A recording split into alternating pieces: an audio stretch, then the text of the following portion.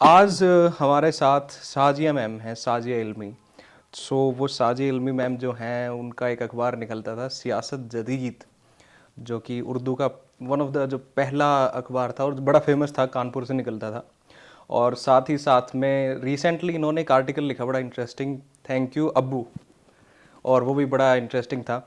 तो साजिया इल्मी मैम की बात ये है कि ये फाउंडर मेंबर रही हैं आपकी, और साथ ही साथ में अभी ये बीजेपी में है। मुस्लिम हो के बीजेपी में होना वो भी बड़ा इंटरेस्टिंग बात है आज के मॉडर्न टाइम्स में। और ये चाय भी काफ़ी अच्छी बनी है, तो डिस्कस करते हैं। So ma'am, thank you so बिल्कुल। मच फॉर बीइंग विद शुक्रिया। अस। ये इल्मी जो शब्द है, शब्द भी नहीं बोलना आता हमें तो इलामा इकबाल वाला जो है, वही वाला इल्मी है या कुछ क्या है इसके पीछे की नहीं, हिस्ट्री? इल्म का मतलब होता है ज्ञान और नॉलेज।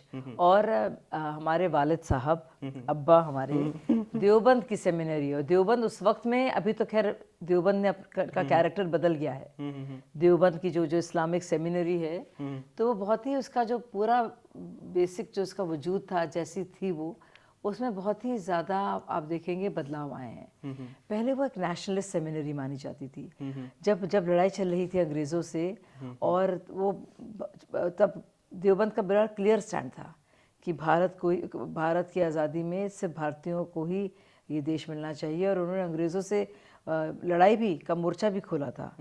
लेकिन अब उसका कुछ ऐसा कुछ हो गया है, उसकी जो पूरी पहचान जो है पूरी तरह से बदल गई है।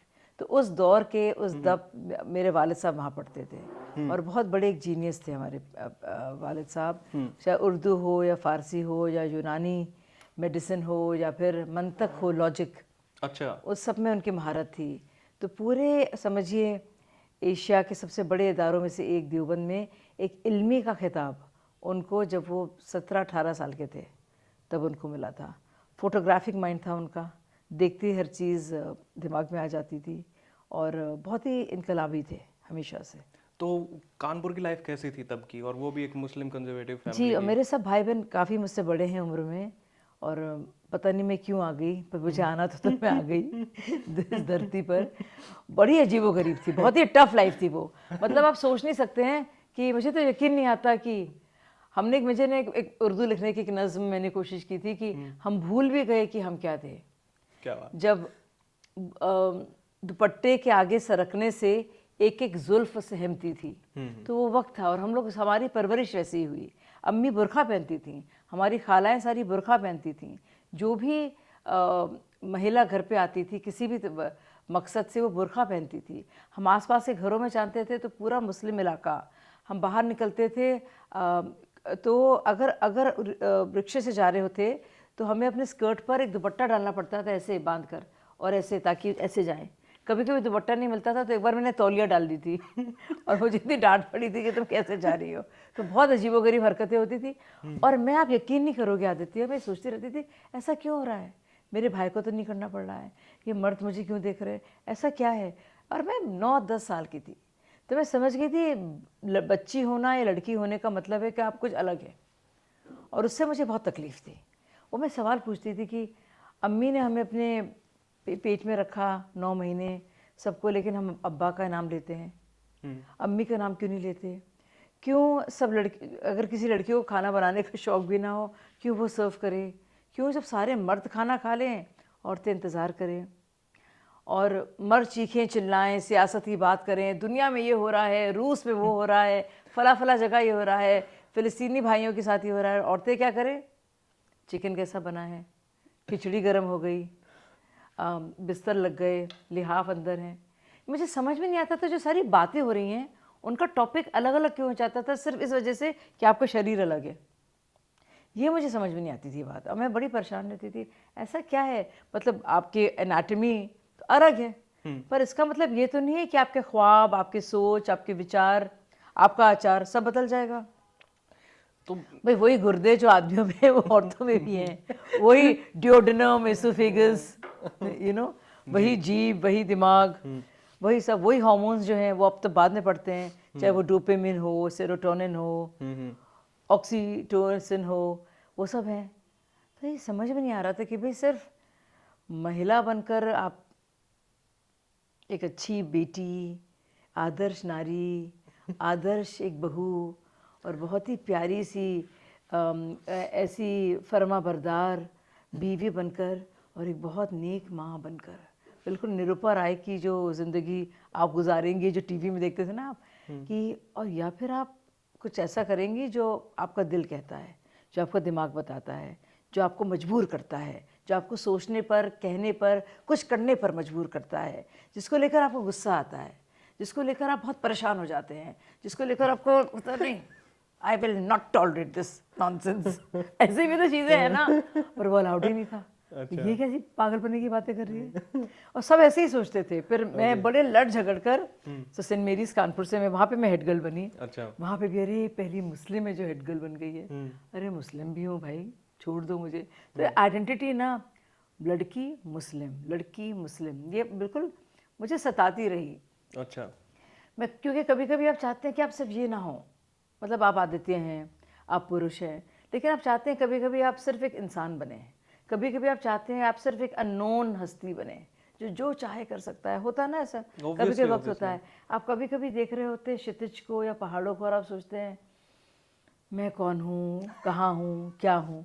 आप ये नहीं सोचते मैं तो मुस्लिम महिला हूँ, आप ये नहीं सोचते हैं, लेकिन दुनिया आपको ऐसी देखती रहती है और ऐसे ही सोचने पर और करने पर मजबूर करती है। तो मैं बहुत इरिटेटेड रहती थी, मतलब। और मेरी माँ, मतलब मजाक बन गया था कि वो है ना गाना, तेरे मासूम सवालों से परेशान हूँ मैं, तो अम्मी मेरे मासूम सवालों से इतनी परेशान थी कि वो सोचती थी इसको 2-4 हाथ लगाएं तब ठीक होगी ये। अच्छा। और बहुत ही मैं बहुत ही मुझे याद है, मैं स्कूल बस से आ रही थी वापस एक बार, तो वो गाना, वो कोई भजन चल रहा होगा, कभी कभी भगवान को भी भक्तों से काम पड़े, जाना था गंगा पार प्रभु केवट की नाव चढ़े।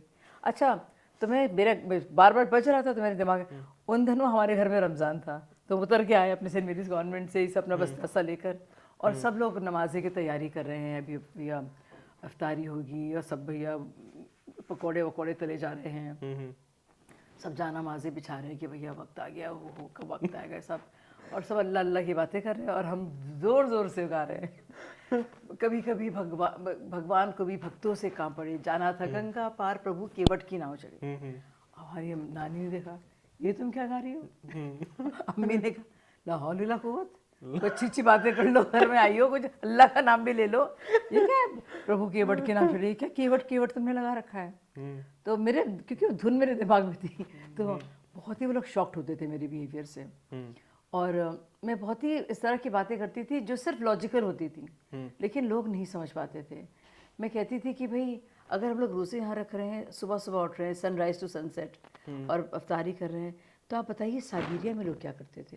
नई नई ज्योग्राफी पढ़ी थी हमने, कहा नॉर्थ पोल में लोग क्या करते थे, साउथ पोल में क्या करेंगे, वो क्या करेंगे, वो व्लादिवोस्टॉक में, क्या वो 6-6 महीने भूखे रहकर मर जाएंगे। क्या पता नहीं थी आप लोगों को हिस्ट्री, क्या आपको ज्योग्राफी का पता नहीं है।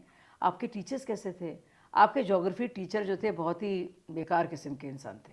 मैं अम्मी से कहती थी, मैंने कहा प्रॉफिट सल्लल्लाहु अलैहि वसल्लम के भी और आप सब लोग के बेसिक ज्योग्राफी आप लोग नहीं जानते हैं। और मुझे कस कस से थप्पड़ मारते थे कि कट, 1 घंटा लगता था कानपुर की ज़बान में, अरे क्या बकवास बोल रही है। अब मुझे कुछ फ़र्क नहीं पड़ता था, मैं सोचती रहती थी अजीब लोग हैं यार ये, वहाँ पे ही कैसे होता था, यहाँ पे। तो मैं इतनी बेवकूफ़ी की बातों में मेरा दिमाग हमेशा घूमता रहता था कि बात ही लोग नहीं करते थे। मुझे बड़े घर के थे ना, तो कहते बात ना करो। आज हम कहते शादी क्यों करें हम, नहीं शौहर जो है ना हिफाजत करेगा। हमने कहा अच्छा किरण बेदी अगर हैं तो वो हिफाजत करेंगी कि उनका शौहर उनका हिफाजत करेगा, वो तो IPS अफसर है। अम्मी कहती थी चुप रहो। हमने कहा अगर मेरे पास बंदूक हो और मेरे शौहर के पास ना हो तो कौन हिफाजत करेगा अगर गुंडे आएंगे। ये सब मतलब इस तरह के ना अगर मगर, वही मंतक जो लॉजिक है, इफ़ और बट। मेरी ज़िंदगी पूरी इफ़ एंड बट पे घूम रही थी, अगर या मगर। मैं यही सोच सोच के सबका दिमाग खराब करती थी, अपना भी। अच्छा। सो आपको ये समझ कब आया, जब आप स्कूल में थे या नैनीताल में थे या फिर सेंट बिट्स में थे, कि एक मुस्लिम महिला होना क्या होता है और फिर इनमें क्या डिफरेंसेस होता है, मतलब एक जो बनती है। 1984 के राइट्स हुए, मेरी बहुत अच्छी सिख दोस्तें थी। कानपुर में बहुत बड़ी सिख पॉपुलेशन है, और आप ये देखेंगे इस बात को कि दिल्ली के बाद अगर ज़्यादातर लोग जो मरे हैं और जो प्रॉपर्टीज़ का नुकसान हुआ है और जानो माल का नुकसान हुआ है, वो कानपुर में उनके सिखों के साथ हुआ था। तो एक बहुत अजीब सी, हम लोग स्कूल में थे, जाहिर सी बात है बहुत छोटे थे, मैं गई तो मेरी जो दोस्तें थीं, जो सिख दोस्तें थीं, वो उन्होंने आना छोड़ दिया था। वैसे भी हम लोग 10 दिन बाद गए थे, और सब मुझे लगा कि हम अपनी सब फ्रेंड से मिलेंगे और कहेंगे उनके घर, उनके जाते वो किस कैंप में हैं, क्योंकि उनके घर जला दिए गए थे। मैं गई वहाँ पर तो मैंने देखा नहीं, बहुत अच्छा हुआ उनके साथ। मैं कहा हमारी दोस्तें हैं वो, उनके नाम में लेना नहीं चाहूँगी, वो अलग अलग जगह पे है। और ऐसे मेरी 3 बहुत ही ख़ास दोस्तें थीं जो सिख्स थीं। तो मैंने कहा सरदारों के साथ अच्छा हुआ। ये देखिए, मैं सोचती थी कि हम लोग यंग लोग हैं, हम लोग 12-13 साल के हैं उस वक्त, हम लोग क्यों ऐसी बात कर रहे हैं। बड़ी शर्म सी आई, मुझे समझ में नहीं आया किससे को मैं। मेरे एक भाई तो बहुत ही चिंतित थे, वो जाकर मदद कर रहे थे सिख इलाकों में, हमारे घर के पास भी था वो, और वहाँ पे बहुत बुरे बुरे केसेस रेप्स के, और रेप से बचने के लिए जो बच्चियाँ कूद गई थी उनके मरने के, और घर उनके जला देने के, उन सबको कैंप्स में वो लोग रह रहे थे, वो सारी बातें रोज़ाना। और क्योंकि घर में अखबार था हमारा, सियासत जदीद अखबार निकलता था, न्यूज़ प्रिंट, मतलब देखती थी, न्यूज़ प्रिंटर होता था, जैसे खबरें आती थी, तो मैं दूर भाग नहीं पा रही थी, और मैं उसको रिलेट कर रही थी अपनी लाइफ से। मुझे बहुत बुरा लगा। और मुझे याद है ठंड का वक्त था वो, क्योंकि 10 दिन बाद खुले थे, क्योंकि बहुत राइट्स दंगे हुए थे, और मुझे समझ में नहीं आया मैं क्या करूं। तो मैंने कहा बहुत ठंड थी मुझे, पर मुझे कुछ सॉलिडारिटी दिखानी थी उनके साथ, कि मैं ना मिल पा रही हूँ, ना कोई सीरियसली ले रहा है, सब कह रहे चुप रहो, ऐसी बातें नहीं करो। मेरी जो और फ्रेंड्स हैं जो नॉन सिख नॉन मुस्लिम्स थे ही नहीं मेरे क्लास में, मैं वो कह रही थी नहीं निशाज़, मालूम है सिखों ने मिठाई बांटी थी जब इंदिरा गांधी जी की का असैसिनेशन हुआ था, जब उनको मारा है। तो मैंने कहा तो उन्होंने तो नहीं किया ना, आप उनका घर तो नहीं जला सकते, ये कैसा पागलपन है। मैं बहुत तकलीफ़ में थी, बहुत ज़्यादा, और कोई समझ नहीं पा रहा था कि एक छोटी बच्ची इतनी वो परेशान क्यों है। मैंने पता है क्या सोचा, मैंने अपना प्रोटेस्ट का तरीका निकाला, सबसे यूनिक। मैंने कहा ठंड बहुत है और सब आपको एक ब्लेजर पहनना पड़ता है ना, कोट स्कूल का यूनिफॉर्म के तहत, और मैं रिक्शे से जा रही थी उन दिनों। मैंने कहा मैं ठंड में भी सिर्फ मतलब अपना ब्लेजर नहीं पहनूंगी, मैं ठंड लगेगी मुझे। तो उससे क्या होगा मालूम नहीं, लेकिन बस मुझे लगा कि जब तक ठंड लग रही थी और मैं ऐसे से जा रही थी, बहुत ठंड हो जाती है जनवरी के महीनों में, सुबह सुबह के वक्त 7 बजे जब हम लोग स्कूल जाते थे, 7 से 7:45 तक का वो रास्ता, और मैं ठिठुरती हुई जाती थी, और मेरा कोट पड़ा रहता था, और बड़ा सत्तार साहब हमारे रिक्शे वाले थे, कहते थे अच्छा बीबी पहन लो, बीबी पहन लो। मैंने कहा नहीं, इतना बुरा किया उनके साथ। बोले तो उससे क्या होगा, वो हमसे बात करते थे। हमने कहा पता नहीं क्या होगा, लेकिन कम से कम मैं कुछ तकलीफ तो महसूस करूँ, अपना एक सॉलिडारिटी दिखाने के लिए। सॉलिडारिटी वर्ड भी पता नहीं था, तो बाद में आया, लेकिन मुझे लगा कि मैं कुछ अपनी ज़िंदगी से कुछ ऐसा करूं जो एक प्रोटेस्ट हो इस मेंटालिटी के खिलाफ, जिसमें इतनी निर्दयता है, जिसमें इतना अपनापन बिल्कुल नहीं है। तो राहुल गांधी ने आपसे ही तो नहीं कॉपी किया टी शर्ट वाला आइडिया सॉलिडेरिटी दिखाने के लिए बच्चों की। राहुल जी तो क्या, देखिए राहुल जी में कोई सिंसेरिटी नहीं है, कुछ भी कर देते हैं, कुछ भी बोल देते हैं, यहाँ जाते हैं, ये थोड़ा खालीपन उनमें है। और मैं सिर्फ दिमागी खालीपन की बात नहीं कर रही हूँ, मैं अपनी जो पूरी शख्सियत होती है, एक जो गहराई होती है, और अगर आप में वो गहराई होती और आप में वो अपनापन होता और वो एहसास होता, तो लोगों को महसूस होता। आपको इतनी ज़्यादा उसमें सिपह सलार लगाने की ज़रूरत नहीं पड़ती कि आप यात्रा कर रहे हैं, आप दिखा रहे हैं कि मैं ये हूँ, मैं ये हूँ। किसी को इससे क्या लेना देना, आप क्या हैं, मैं ये हूँ, मैं मोहब्बत करता हूँ, मुझसे लोग मिले, मैं, उसमें इतनी मैंपन है कि कोई इसको सीरियसली ले नहीं पा रहा है। अगर आप जेन्युइनली आप में वो एक फ़िक्र होती, तो वो दिखता आपकी हरकतों से, आपकी बातों से, आपके विचार से। लेकिन एक तरफ इतनी इतनी वो बात करते हैं मोहब्बत की, दूसरी तरफ इतनी नफ़रत भरी बातें, और बहुत सी ऐसी बातें जो बिलो द बेल्ट होती हैं, उस तरह के प्रहार। और अब देखिए फिर से कास्ट की बात की जा रही है, इससे ज़्यादा नफ़रत भरी बात हो नहीं सकती, क्योंकि आप फिर से लोगों को लड़वा रहे हैं कास्ट के आधार पर, और जानते हुए भी कि आप ही की सरकार कर्नाटक में जब रिपोर्ट आई कास्ट पर, तो आपने सार्वजनिक नहीं की, इतने साल कुछ नहीं किया। तो ये बहुत कन्वीनियंट एक पॉलिटिक्स हो जाती है। पॉलिटिशियंस जो कुछ भी करें सोच समझ कर करें, क्योंकि असलियत सामने आ जाएगी, और ये मैं सबके लिए कह रही हूँ। आपको नहीं लगता उनकी इमेज काफ़ी अच्छी सुधरी है पूरा का पूरा, ये भारत जोड़ो यात्रा के बाद में उनकी समझ थोड़ी बहुत अच्छी हुई है समाज के बारे में, सोसाइटी के बारे में, इंडिया के बारे में, रोड पे चले हैं, घूमे हैं, लोगों से मिले हैं, कुछ एक्सपीरियंस उनका बढ़ा है, और वो लोग भी उनको जो निकनेम से बोलते थे वो भी थोड़ा देखिए कम उनके हुआ हिसाब है, से सीरियस। आदित्य आप सही कह रहे हैं, उनके हिसाब से उनकी इमेज में एक इजाफा हुआ है कि एक बिगड़ैल सा नॉट लाइक उनके हिसाब से, मतलब एक कॉमन परसेप्शन मैं नहीं, बता रहा हूँ। पर जो कॉमन लोग जो जो सुबह शाम ऐसे ही घूमते हैं, जो कभी राजमहल में रहे नहीं हैं, जो उन गलियों में रहते हैं, आप सोचिए उनको ये कैसे बात प्रभावित करेगी। उनकी ज़िंदगी और पूरे भारत की यही ज़िंदगी, यही इमेज है। हम लोग मिडिल क्लास घरों से रहे हैं। हमारी बड़ी बहन के कपड़े जो यूनिफॉर्म होता था वो छोटा करके हमको दे दिया जाता था। इस पे तो वो भी बोल रहे कि मैं भी आजकल व्हाइट टी शर्ट पहन के घूमता हूँ एक हाँ ही। तो वही तो है। अब देखिए ये मेरी तो जिंदगी है, ये मेरी असलियत है, ये उनके लिए एक बड़ा एक नया गिमिक है, एक मार्केटिंग टूल है। तो बहुत फर्क हो जाता है। आम लोगों की जिंदगी मेरी जैसे लोगों की जिंदगी की तरह है कि हम लोग रिक्शे से जाते थे, सेकंड क्लास बस में यात्रा करते थे, कभी कभार एसी फर्स्ट में हो जाता तो बहुत खुश फील करते थे, लेते थे अरे वाह क्या कमाल हो, गैस में जा रहे हैं, बताएंगे दोस्तों को। तो हम लोग का जीवन ऐसे ही गुजरा है, अब पूरा भारत ऐसे ही है। कुछ परिवार हैं ऐसे। तो अब राहुल जी अब ये प्रैक्टिस कर रहे हैं, तो एक तरह से उन सब परिवारों को, उन सब लोगों को, उस सबके जो एक जज्बात जुड़ा हुआ है, उसका एक तरह से मजाक है कि देखो मैं भी तुम्हारी तरह हूँ, मैं भी हूँ आम आदमी, मैं ख़ास अच्छा, आदमी नहीं। आम आदमी से याद आया आपके पुराने ओ मैं ख़ास नहीं, मैं आम आम हूँ। आदमी। मैंगो पीपल हम भी हैं। आपके पुराने साथी सारे आम हाँ आदमी। हाँ, और बोलिए और बोलिए, और मजाक उड़ाइए आदित्य।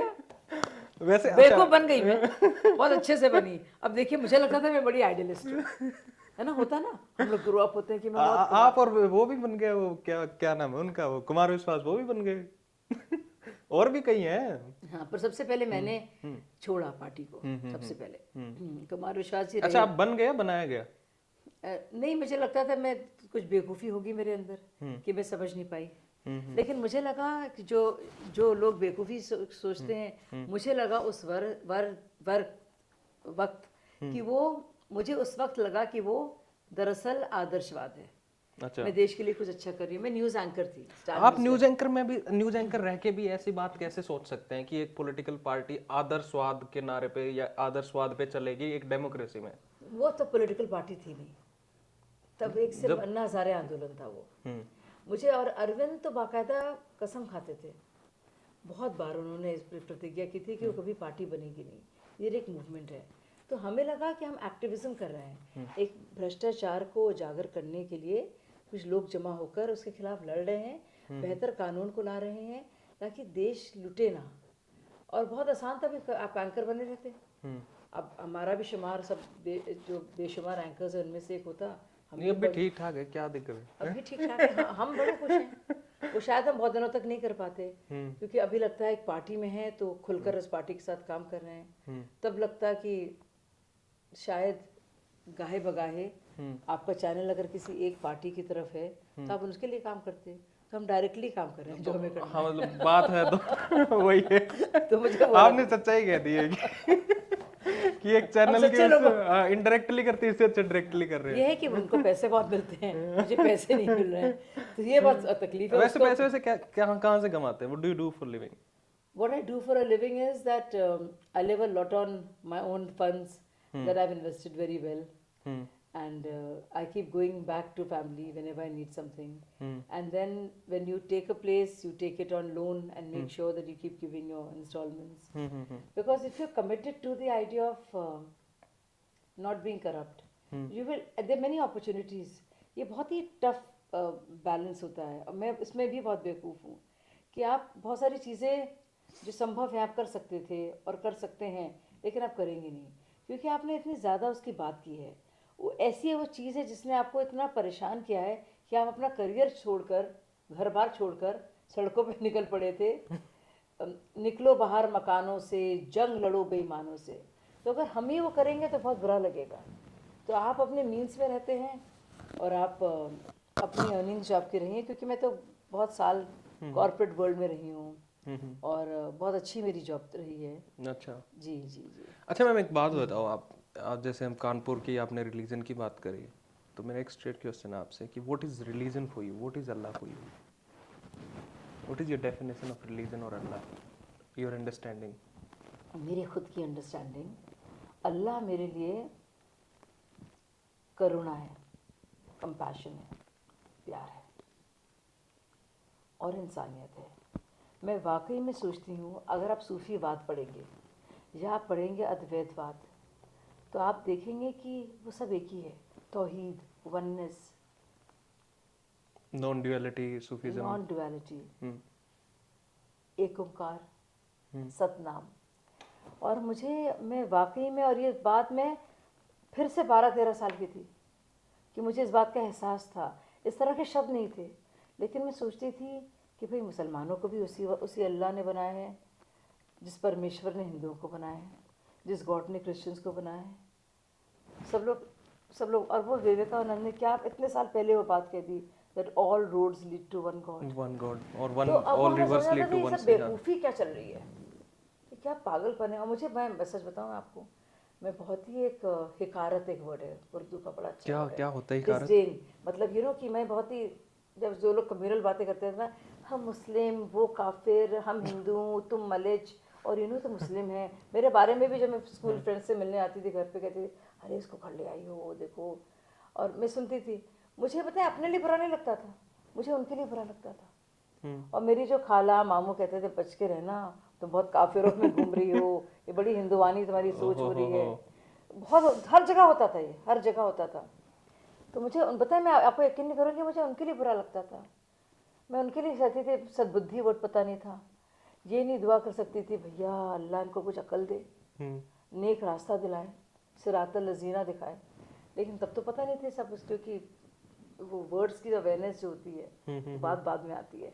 लगता था भाई इनका कुछ कर दे, ऊपर वाले प्लीज़ इनको समझाइए कुछ, बहुत ही यूजलेस टाइप के लोग हैं, कुछ पता ही नहीं इनको। मैं सोचते थे बड़े बड़े लोग हो गए, कैसी बकवास बातें करते हैं। मुझे बहुत इरिटेशन होता था। तो मैं आपको सच बताऊँ, I am being very honest with you Aditya, I think that's who I am. I find this very डम। बस ऐसे बेवकूफ़ लोग ऐसा सोच सकते हैं। अगर ज़रा सी भी अक्ल होती लोगों में, तो वो कहते हैं भैया, वही जैसे बायोलॉजी है, एक घर के 2 भाई हैं, 2 बहनें हैं, दोनों कितने अलग अलग, वही मम्मी पापा, वही दादा दादी, वही स्कूल, वही गली, वही पाठशाला, वही कॉलेज, वही खून, वही डीएनए, तब भी इतने अलग। जब 2 भाई या 2 बहन इतने सालों साल रह कर, जब वही 2 भाई 2 बहन सालों साल साथ साथ रहकर एक ही माँ बाप के साथ एक ही घर में, एक ही चबूतरे में, एक ही पड़ोस में पले बड़े हैं, और उसके बावजूद इतना अलग अलग सोचते हैं, इतनी अलग अलग लाइक्स और डिसलाइक्स हैं, तो आप सोचिए पूरे संसार में तो ऐसा कितना होगा। और आप दोस्ती क्यों करते हैं? आपका मन किसी से मिलता है, आप इसलिए दोस्ती नहीं करते कि वो हिंदू या मुसलमान है। तो ये क्या तरीका हो गया दोस्त बनाने का या अपनी आइडेंटिटी ढूंढने का?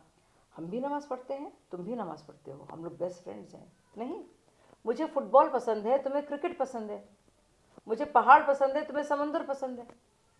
ये तो मेरा अकीदा है, कहाँ से मुझे सुकून मिलता है। और बताइए ऐसा क्या धर्म जिसमें आपको सुकून ही नहीं मिल रहा है, आप हमेशा परेशान हैं। तो वो अगर ये भी अल्लाह का मतलब सुकून भी होगा, ईश्वर का मतलब सुकून भी होगा, उसमें कंटेंटमेंट भी कहीं ना कहीं होगी, उसमें कुछ स्वीटनेस होगी, एक अच्छी फीलिंग होगी। अगर आप हमेशा परेशान रहते हैं धर्म को लेकर, तो आपको कोई खास धर्म आपको छूके नहीं है। आप सच्चे धार्मिक तभी होंगे या मजहबी इंसान जब आप स्पिरिचुअली प्योर होंगे, जब आप सोचेंगे कि इसमें सुकून है, इसमें मोहब्बत है, इसमें इंसानियत है, और आपको अच्छा लगेगा, आपके चेहरे में मुस्कुराहट होगी, बजाय कि आप हमेशा हॉल में रहते हैं। I mean, what kind of religion is that makes you froth at the mouth all the time, making you different from everyone else? If we are true likeness of the Almighty God, whoever, and we are part of who that ocean of divinity is, then we are more alike each other. Yet we are different. Yet we are part of that big, huge divine called universe, God, ईश्वर, अल्लाह, शून्य। It's so many things, पर नहीं आप अटक के रहना चाहते हैं। आप अब अल्लाह ताला या ईश्वर परमेश्वर कह रहा है कि कौन कण कण में है राम, अहम ब्रह्मास्मि। ये दिखाती हूँ आपको। हाँ हाँ, अहम ब्रह्मास्मि। नहीं, अच्छा, आपने लिखा रखा है टैटू? नहीं, जरूरी है। अब दुनिया में हर जगह बात हो रही है किसकी? अहम ब्रह्मास्मि की। हम्म। कण कण में, कोण कोण में राम है। ये देखिए, अनल हक, अल हक, अच्छा, ये आई एम द ट्रूथ। अच्छा। अनल हक, आई एम द ट्रूथ, अन अल हक। हम्म। तो मैंने तो अन को भी हटा दिया, द ट्रूथ, उसमें से मैंने मैं को हटा दिया। देखिए, अनल हक ये वो सूफी वो था, एक सोच थी, एक नारा था, जिसके चलते कई सूफियों को मार भी दिया गया। अच्छा। कि अरे तो अपने को बता रहे हो हक, यानी कि तुम ट्रूथ हो, अल्लाह से कंपेयर कर रहे हो अपने आप को, लोग मर गए कहते हुए। तो वही है नमस्कार क्या है? The I bow to the divinity in you, the divinity in me bows to the divinity in you. अस्सलामु अलैकुम, पीस बी ऑन यू। सुकून से रहो भाई। ऐसा लग रहा है मैं किसी संत से बात कर रहा हूँ। मुझे बहुत इंटरेस्ट है।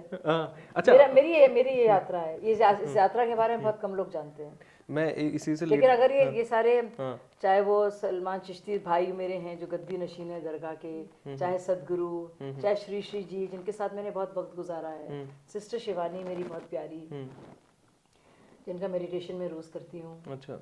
अगर मैं ये सब नहीं होते तो मैं बहुत बुरी हालत में होती। अच्छा। बहुत विचलित, परेशान और दुखी इंसान। Okay, do you believe that religion is non relevant for 21st century? Religion as is being practiced by its practitioners and and its doctrine, which is understood by some as supremacist, is really a bane for the future and has little future, a little scope for growth and for evolution. I actually believe. हाँ, आप बताइए क्या religion 21st century में relevant है? क्योंकि मैं आपको एक प्रमाण देती हूँ। मैं एक अगर रिलीजन उतना ज्यादा रेलेवेंट होता तो जो ईस्ट, अगर होता तो ईस्ट बांग्लादेश, ईस्ट पाकिस्तान जो था वो क्या बांग्लादेश बनता? मजहब एक था लेकिन कल्चर अलग था।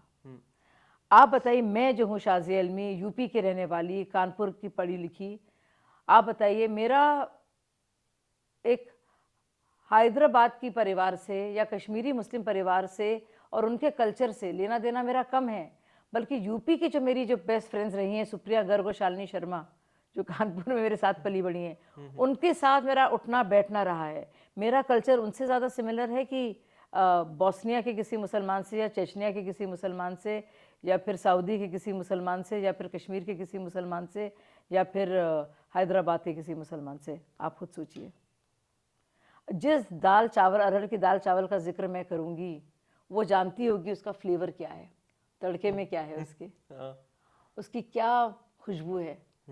उसको समझाना बड़ा मुश्किल होगा। अगर मैं चली जाऊं सऊदी अरब या कतर और समझाऊं उसके बारे में, वो नहीं समझ पाएंगे।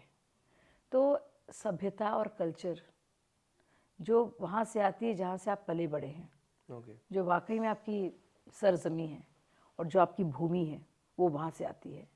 तो मैं सच में सोचती हूँ अगर रिलीजन इसी तरह से टाइट कंपार्टमेंट्स में, हम अलग तुम अलग, हमारा ये तुम्हारा वो, इस हिसाब से चलेगी तो लोग रिजेक्ट कर देंगे उसे, और रिजेक्ट हो रही है वो कई जगहों में, लोगों ने शुरू कर दिया है।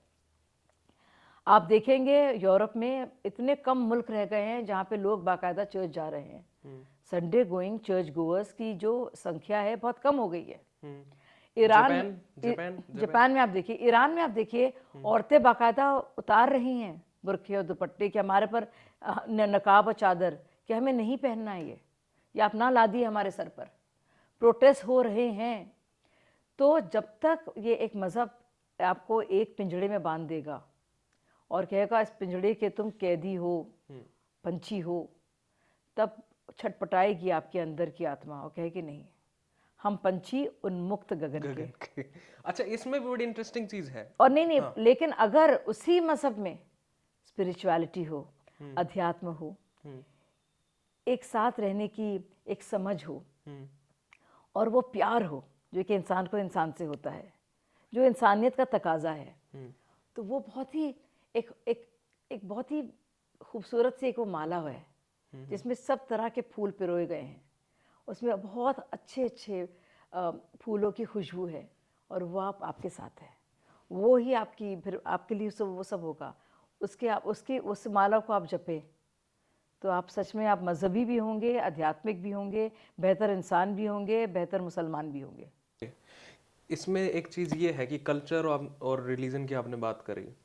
कल्चर और रिलीजन को हिंदुस्तान में मिक्स कर देते हैं। हिंदुस्तान क्या मतलब वर्ल्ड में हो रहा है, ये बड़ा प्रेजुडिस्ड है एक दूसरे के बारे में कि कल्चर क्या है, रिलीजन क्या है। तो कई कई बार हमारे कल्चर को रिलीजन मान लिया जाता है, रिलीजन को कल्चर मान लिया जाता है। उसको आप किस तरीके से देखते हैं? जी, तो कल्चर और रिलीजन की बात कर रहे थे आप, उसमें बताओ।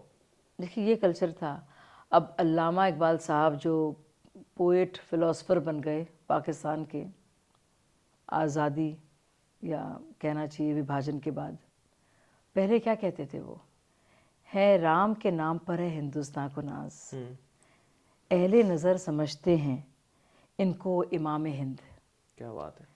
तो ये कल्चर था हमारा, क्योंकि जो क्या है इंसानों में और जानवरों में, हायर मैमल्स में और इंसानों में क्या फ़र्क है?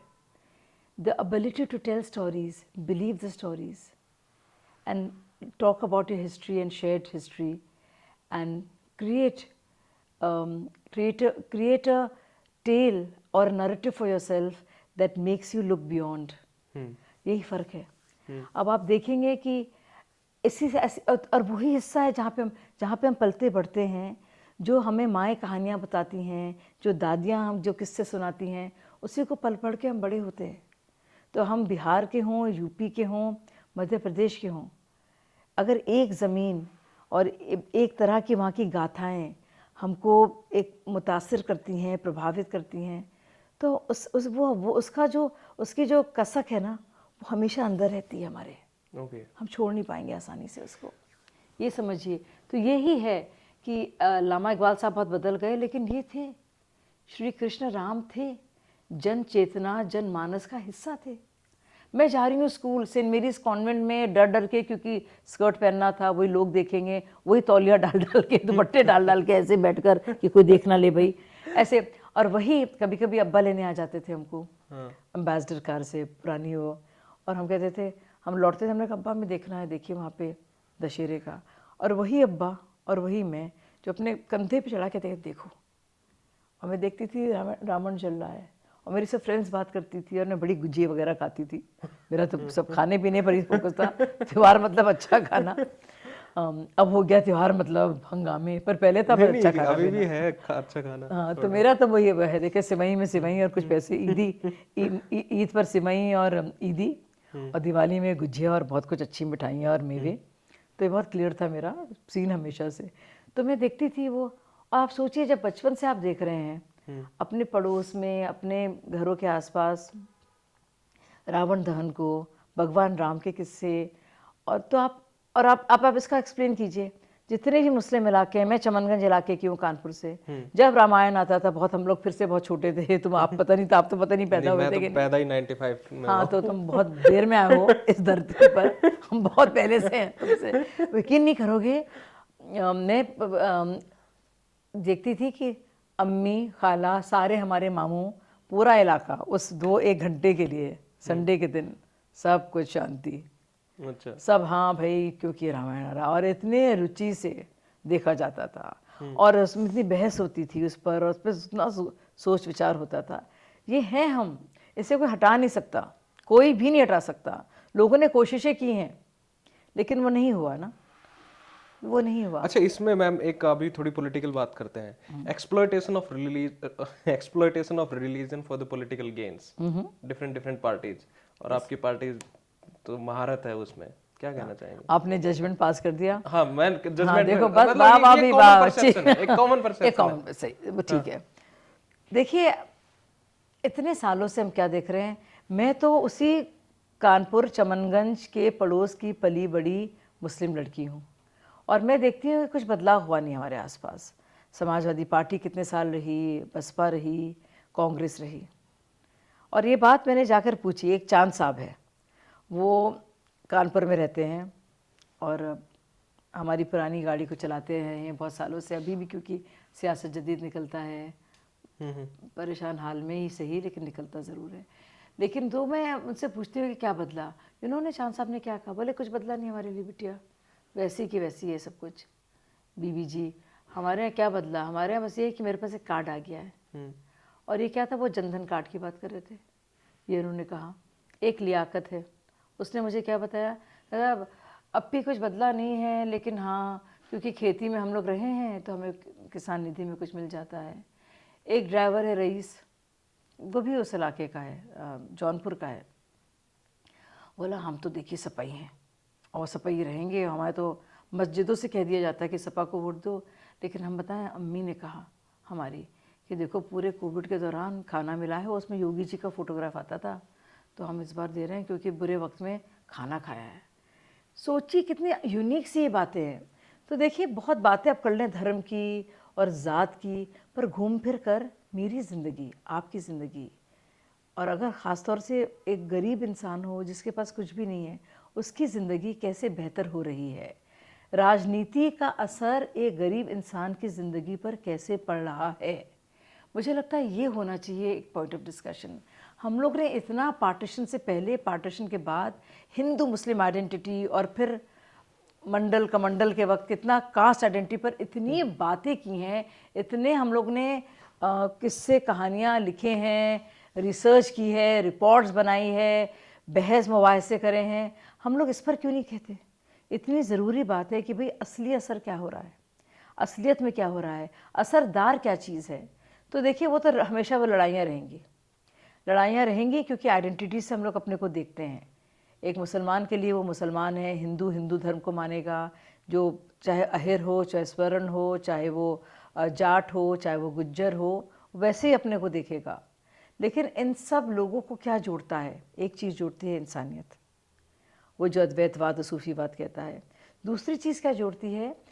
ये सारी बेहतर सुविधाएं और सेवा जो मौजूदा सरकार दे रही है, जिससे उनकी ज़िंदगी बेहतर हो रही है, और कुछ है ही नहीं। बड़े खूबसूरत तरीके से आपने अपनी पार्टी को फेवर करते हुए एक बड़ा शानदार जवाब दिया है। पार्टी को मैं फेवर इसलिए करती हूँ, मैं इसलिए नहीं कह रही हूँ क्योंकि मैं पार्टी में हूँ, मैं इसलिए कह रही हूँ कि मैं ऐसा सोचती हूँ और ये पार्टी कर रही है। तो ये नहीं है कि क्योंकि पार्टी में हूँ बोल रही हूँ, तीन जो जेंटलमैन ऐसा थे सोचती हूँ, अच्छा। ऐसा सोचती हूँ, इसीलिए पार्टी में हूँ। अच्छा। यही पार्टी थी जो सबसे नजदीक है मेरे दिल के। अगर आप देखिए ट्रिपल तलाक की बात, क्या सोचते हैं आप ट्रिपल तलाक पे? अरे मैंने सालों साल बचपन से देखा है, चाहे वो जुबैदा खाला हो, चाहे वो बेबी बाजी हो, चाहे औरतें हों, अब भीख मांगते हुए, ज़कात मांगते हुए घर आ रही हैं। इतने मेरे घर के इतने वाक़े हैं जिसको मैंने देखा है, मेरे दिल से जुड़ा हुआ यह मामला है। आप यकीन नहीं करेंगे, बहुत अफसोस होता है मुझे देखकर कि ये लगातार हो रहा है और कुछ मुसलमान होने नहीं देते। क्यों? क्योंकि शरीयत के साथ खिलवाड़ है।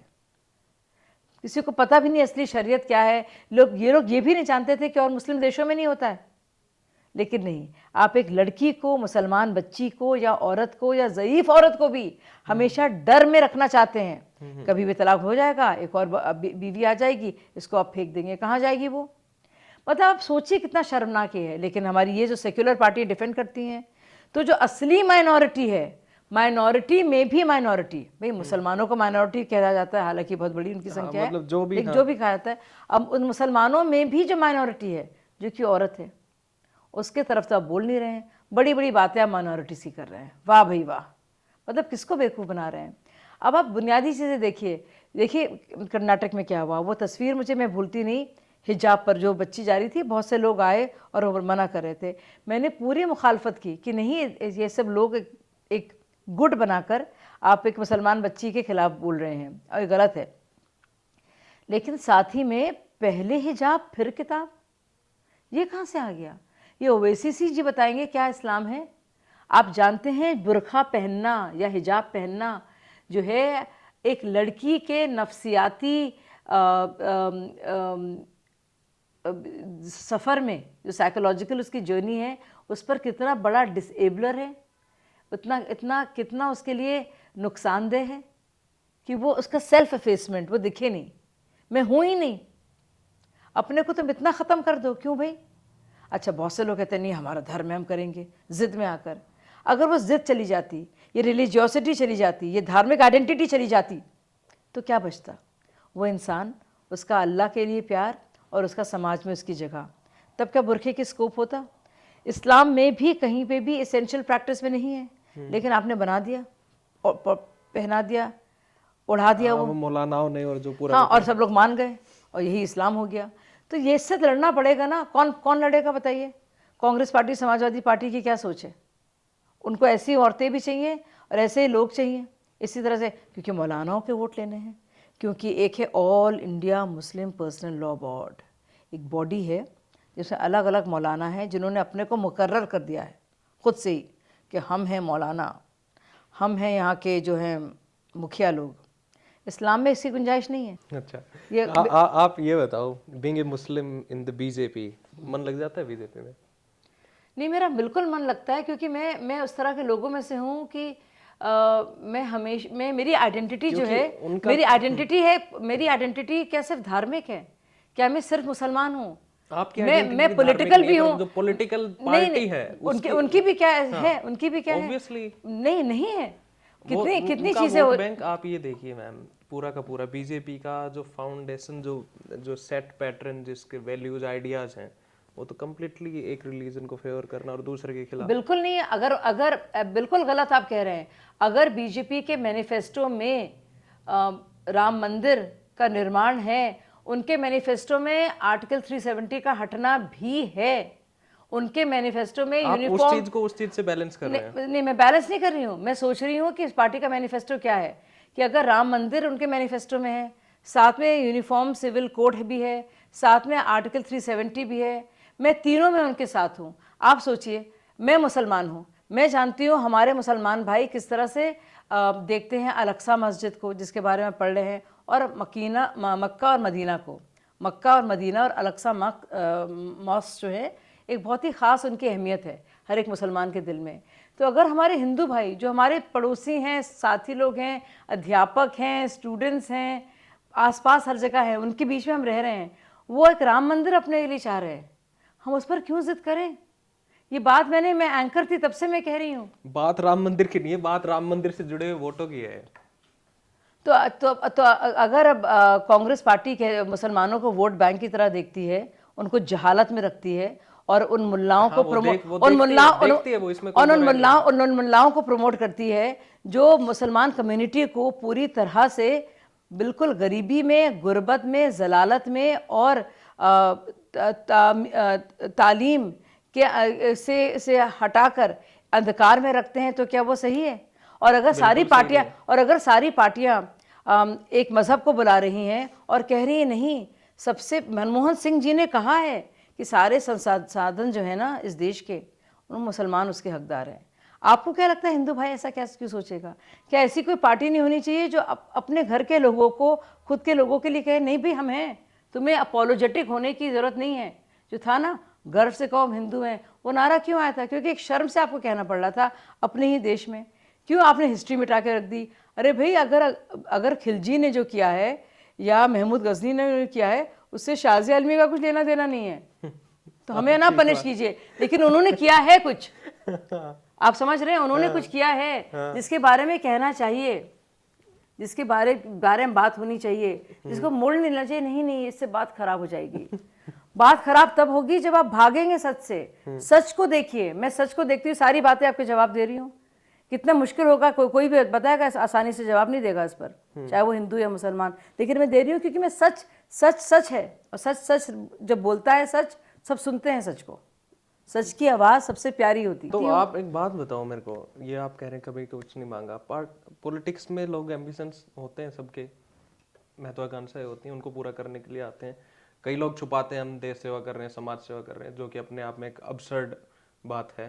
तो आपके एम्बिशंस नहीं है तो फिर क्यों आप पार्टी ज्वाइन करिए? आप वैसे भी कर सकते हैं। नहीं, मेरे बहुत एम्बिशंस हैं। मेरे एम्बिशंस मेरे लिए भी हैं, मेरे एम्बिशंस मेरे देश के लिए भी हैं, और मुझे लगता है मेरी पार्टी जो है देश के लिए वाकई में अच्छी है। अब पता है, अब मैं अलग तरह से सोचती हूँ, आपको समझ में आ गया होगा, मैं हमेशा से अलग मैं पता है क्या सोचती हूँ? मैं सोचती हूँ कि मेरे देश के लिए क्या अच्छा है। मैं सच में, हटा दीजिए कि मैं बीजेपी में 2 मिनट के लिए, ये मैं सच्चाई मैं सच में सोचती हूँ कि हमारे देश यानी इंडिया, भारत के लिए सबसे ज़रूरी है एक अच्छा मुस्तकबिल, और उसको प्लान करने वाला, उस फ्यूचर को प्लान करने वाला एक ऐसा सेवक जो वाकई में भारत का कल्याण करेगा, ना कि अपना। जॉन और मुझे और सच में लगता है कि देश की जरूरत है प्रधानमंत्री जी।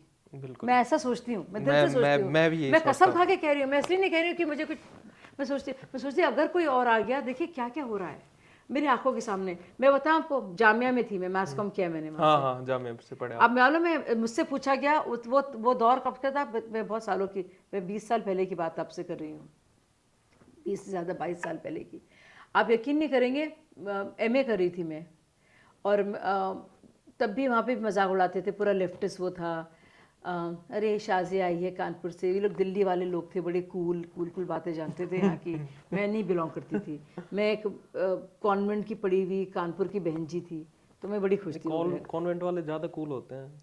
हाँ, पर वो नहीं माना जाता था ना, क्योंकि वो दिल्ली में बहुत वेल एक्सपोज्ड, और उनको सब पता था मंडी हाउस में क्या होता है, पढ़ते थे कुछ चीज़ें, और जेएनयू में जाके प्रदर्शन वगैरह करते थे, तो उनको लगता था वही थिएटर cool एंड है। ऑल। हाँ हाँ, तो और उसका हमारा कोई एक्सपोजर था नहीं, तो हम तो बड़ी मुश्किल से आगे पढ़ पाए, क्योंकि पढ़ाई लिखाई पर बेटियों के लिए बहुत दिक्कत होती थी।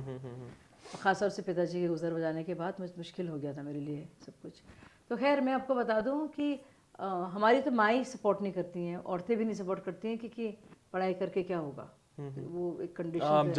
जामिया पे बात कर रहे थे आप। जी, तो जामिया में मैं, आप यकीन नहीं करेंगे कि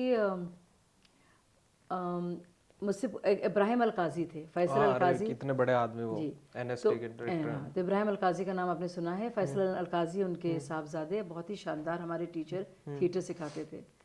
तो उन्होंने सबसे पूछा क्या टॉपिक होना चाहिए आज, हम लोग जब आप करेंगे स्ट्रीट थिएटर, हम लोग स्ट्रीट नुक्कड़ नाटक की ट्रेनिंग थी हमारी वहाँ पे, हम लोगों ने सीखा था वो। तो सब बोलने लगे विश्व मंडी में मंदी, मतलब क्या, कार्ल मार्क्स का असर अच्छा। मध्यम वर्ग पर, इस तरह की बातें, सब बहुत इंटेलेक्चुअल नहीं, थे। वो थे उस वक्त के, वो दौर था वो जब ये सारी चीजें हो रही थी। हाँ, वो मैंने बताया क्या कहा, मैंने कहा I want to work on haves and have nots and shit. बोले व्हाट, मैंने कहा जी, क्योंकि मैं बताना चाहती हूँ कि गरीब के लिए शौचालय जाना इतना मुश्किल है, और अमीर के लिए इतना आसान है, और उस हैव्स और हैव नॉट्स में जो बाथरूम, जो उनकी हैबिट्स हैं, उससे उनकी ज़िंदगी पर क्या असर पड़ रहा है। तो उनको लगा मैं मजाक कर रही हूँ, और थोड़ा बहुत मैं मजाक कर भी रही थी। मैंने कहा कि I really want to do it on shit and defecation. उनको लगा अरे शाजिया क्या मजाक उड़ा रही है, मतलब मैं बड़ा sarcastic होती थी औरों को देखकर। मैंने कहा नहीं, जो औरतें मैं देखती थी कानपुर से दिल्ली जब जाती थी हमारी ट्रेन, हम देखते थे ना लोटे लेकर बहुत से लोग खड़े हैं, शौच खरीद गए थे। मैं कहती थी मैं लगातार ये देखती आ रही हूँ, और मुझे लगता है कि औरतें कितनी वनरेबल हैं, और बाहर जाना पड़ रहा है, लेकिन अच्छे घर के लोग तो सब अपने बाथरूम में जाते हैं, फ्लश करते हैं, लेकिन उनको बाहर जाना पड़ता है, उससे उनकी ज़िंदगी पर क्या असर पड़ता है। I want to do it on that. They were silent, because मैंने, वो तो बातें कर रहे थे सिर्फ, मैं तो अंदर तक पहुंच गई थी ना। हाँ, आप ठीक समझ बात। रहे हैं, हाँ हाँ, मैं अंदर ही घुस गई थी। नहीं इंटरेस्टिंग है वैसे। मैंने अंदर ही प्रहार कर दिया था, और वो तब की बात है, वो तो आज बात हो रही है, ओपन डेफिकेशन लोग पढ़ रहे हैं, और आज शौचालय की बात हो रही है। सोचिए मेरी कहीं ना कहीं आत्मा, और कोइंसिडेंस देखिए कि कैसे मैच करती है बीजेपी से। अरे और पीएम ने वही कहा, हे पीएम ने कहा, मैं आपको बताऊं, जब मैं 1 साल आम आदमी पार्टी के बाद कहीं गई नहीं, हाँ, सबने, मैं बताऊं, सारी पार्टियों ने मुझे बुलाया, अच्छा। अब हमको ज्वाइन कीजिए। हाँ, मैं कहीं नहीं गई, लेकिन मैंने खुद से जब सुना, और मुझे स्वच्छ भारत एम्बेसडर, स्वच्छ भारत मिशन का एम्बेसडर बनाया, तब मैं अग्री हुई हूँ। मैं कभी नहीं आती बीजेपी, लेकिन कहा बनेगी, मैंने कहा इसके लिए तो मैं ज़रूर बनूंगी। अच्छा। मैं इससे, ऐसी मेरी शुरुआत हुई भाजपा में, लोग जानते नहीं हैं। जेफरी गेटलमैन और वो सारे थे एम्बेसडर, जेफरी गेटल, न्यूयॉर्क टाइम्स वाले। अच्छा, इसमें 2-3 चीजें हैं। अन्ना आंदोलन था, थोड़ा सा समझाओ उसको, कैसे आप लोगों ने मैनेज किया था, और क्या था वो आंदोलन, क्या उसके पीछे कोई पॉलिटिकल सोच भी थी, या कुछ कोई कॉन्स्पिरेसी भी थी, या किस तरीके का वो मूवमेंट था, और कैसे आप लोगों ने लीड किया, और एक सक्सेसफुल लीड। देखिए, दुनिया की नज़र में एक बहुत ही प्योर, क्योंकि उस टाइम अरब स्प्रिंग्स हो रहे थे, पूरा का पूरा हर जगह, इजिप्ट में था ये सारा का सारा। हाँ, मैं सच में यकीन करती हूँ कि कुछ दौर और वक्त होता है जब एक जैसी चीज़ हर जगह होती है और कई मुल्कों में होती है, एक सिंड्रोम बन जाता है, एक प्रकरण। तो जैसे कि अरब स्प्रिंग हो रही थी और कितने मुल्कों में हो रही थी और इजिप्ट की कहानी हम लोग देख रहे थे, वैसे यहाँ पे भी बहुत ही ज़्यादा नाराज़गी भ्रष्टाचार को लेकर बिल्कुल एक उरूज पर पहुंच गई थी। लोग बहुत ही परेशान थे और एक आम इंसान और मध्यम वर्ग का जो भी टैक्स देने वाला हो या गरीब इंसान खबरें पढ़ कर एक इतनी बेशुमार करप्शन की रोज़ाना, उससे बहुत सताया हुआ था, थका हुआ था और गुस्से में था। मुझे लगता है उस पूरे गुस्से की जो एनर्जी को इस मूवमेंट ने कैप्चर किया। वो वक्त बहुत सही था और उस वक्त कोई भी उसको करता, क्योंकि एक के बाद एक घोटाले थे। आप देखिए ऐसा कोई महकमा नहीं था यूपीए 2 का, यूपीए 2 का। आपको याद है उस वक्त की CAG 2 रिपोर्ट्स, वो चाहे बात हो रही है कॉमनवेल्थ गेम्स की, चाहे हो रही है कोयला घोटाले की, चाहे हो रही है एयरवेव्स की, स्पेक्ट्रम की, हर जगह घोटाले पर, चाहे वो एयर इंडिया का घोटाला हो, चाहे वो चावल का हो, चाहे वो कफन का हो।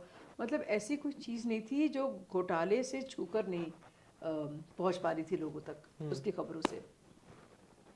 तो वो माहौल था। मुझे लगता है केजरीवाल एक बहुत ही बुद्धिमान इंसान है, लेकिन लोग उनको आइडियोलॉग समझते हैं, वो है डेमागोग। अच्छा। हाँ, और वो बहुत ही एक नेगेटिव इंसान है जो बहुत ही चतुर है। अब वो कहते हैं लोग रावण के बारे में भी कि बहुत चतुराई थी उनमें, लेकिन उनकी जो मीन्स टू एन एंड है वो बहुत ही सोचने पर, उस पर लोगों को सोचना चाहिए। अन्ना ने बहुत अच्छे लोगों को मिलाया, हम सब लोग साथ आए बहुत शुरुआती दौर में, और उन्होंने जैसे कि उन्होंने पहले RTI एक्टिविस्ट के तौर पर, जिसके लिए मैक्सेस से अवार्ड मिला, पर आप देखिए उन्होंने लगातार जिस सीढ़ी पर वो चढ़े हैं और जिस पायदान को लेकर वो और भी ऊपर चढ़ते गए, आप नीचे नीचे वो सारे उस सीढ़ी के पायदानों को वो काटते गए। IRS को देखिए, मदर टेरेसा में उनका काम देखिए, RTI एक्टिविस्ट के तौर पर उनको देखिए, अरुणा रॉय के साथ जो काम किया था उसको देखिए कीजिए। तो अगर आप देखेंगे उनके उसको, आप पुराने सारे साथियों से बात कीजिए, वो आपको सब यही बताएंगे, और मैं भी वही बता रही हूँ जो मैंने सुना था पर यकीन नहीं किया था। ये ऐसे हैं, एक उनमें एक निहिलिस्टिक, ख़त्म करने की एक बहुत ही अनस्क्रूपलस सी क्वालिटी है।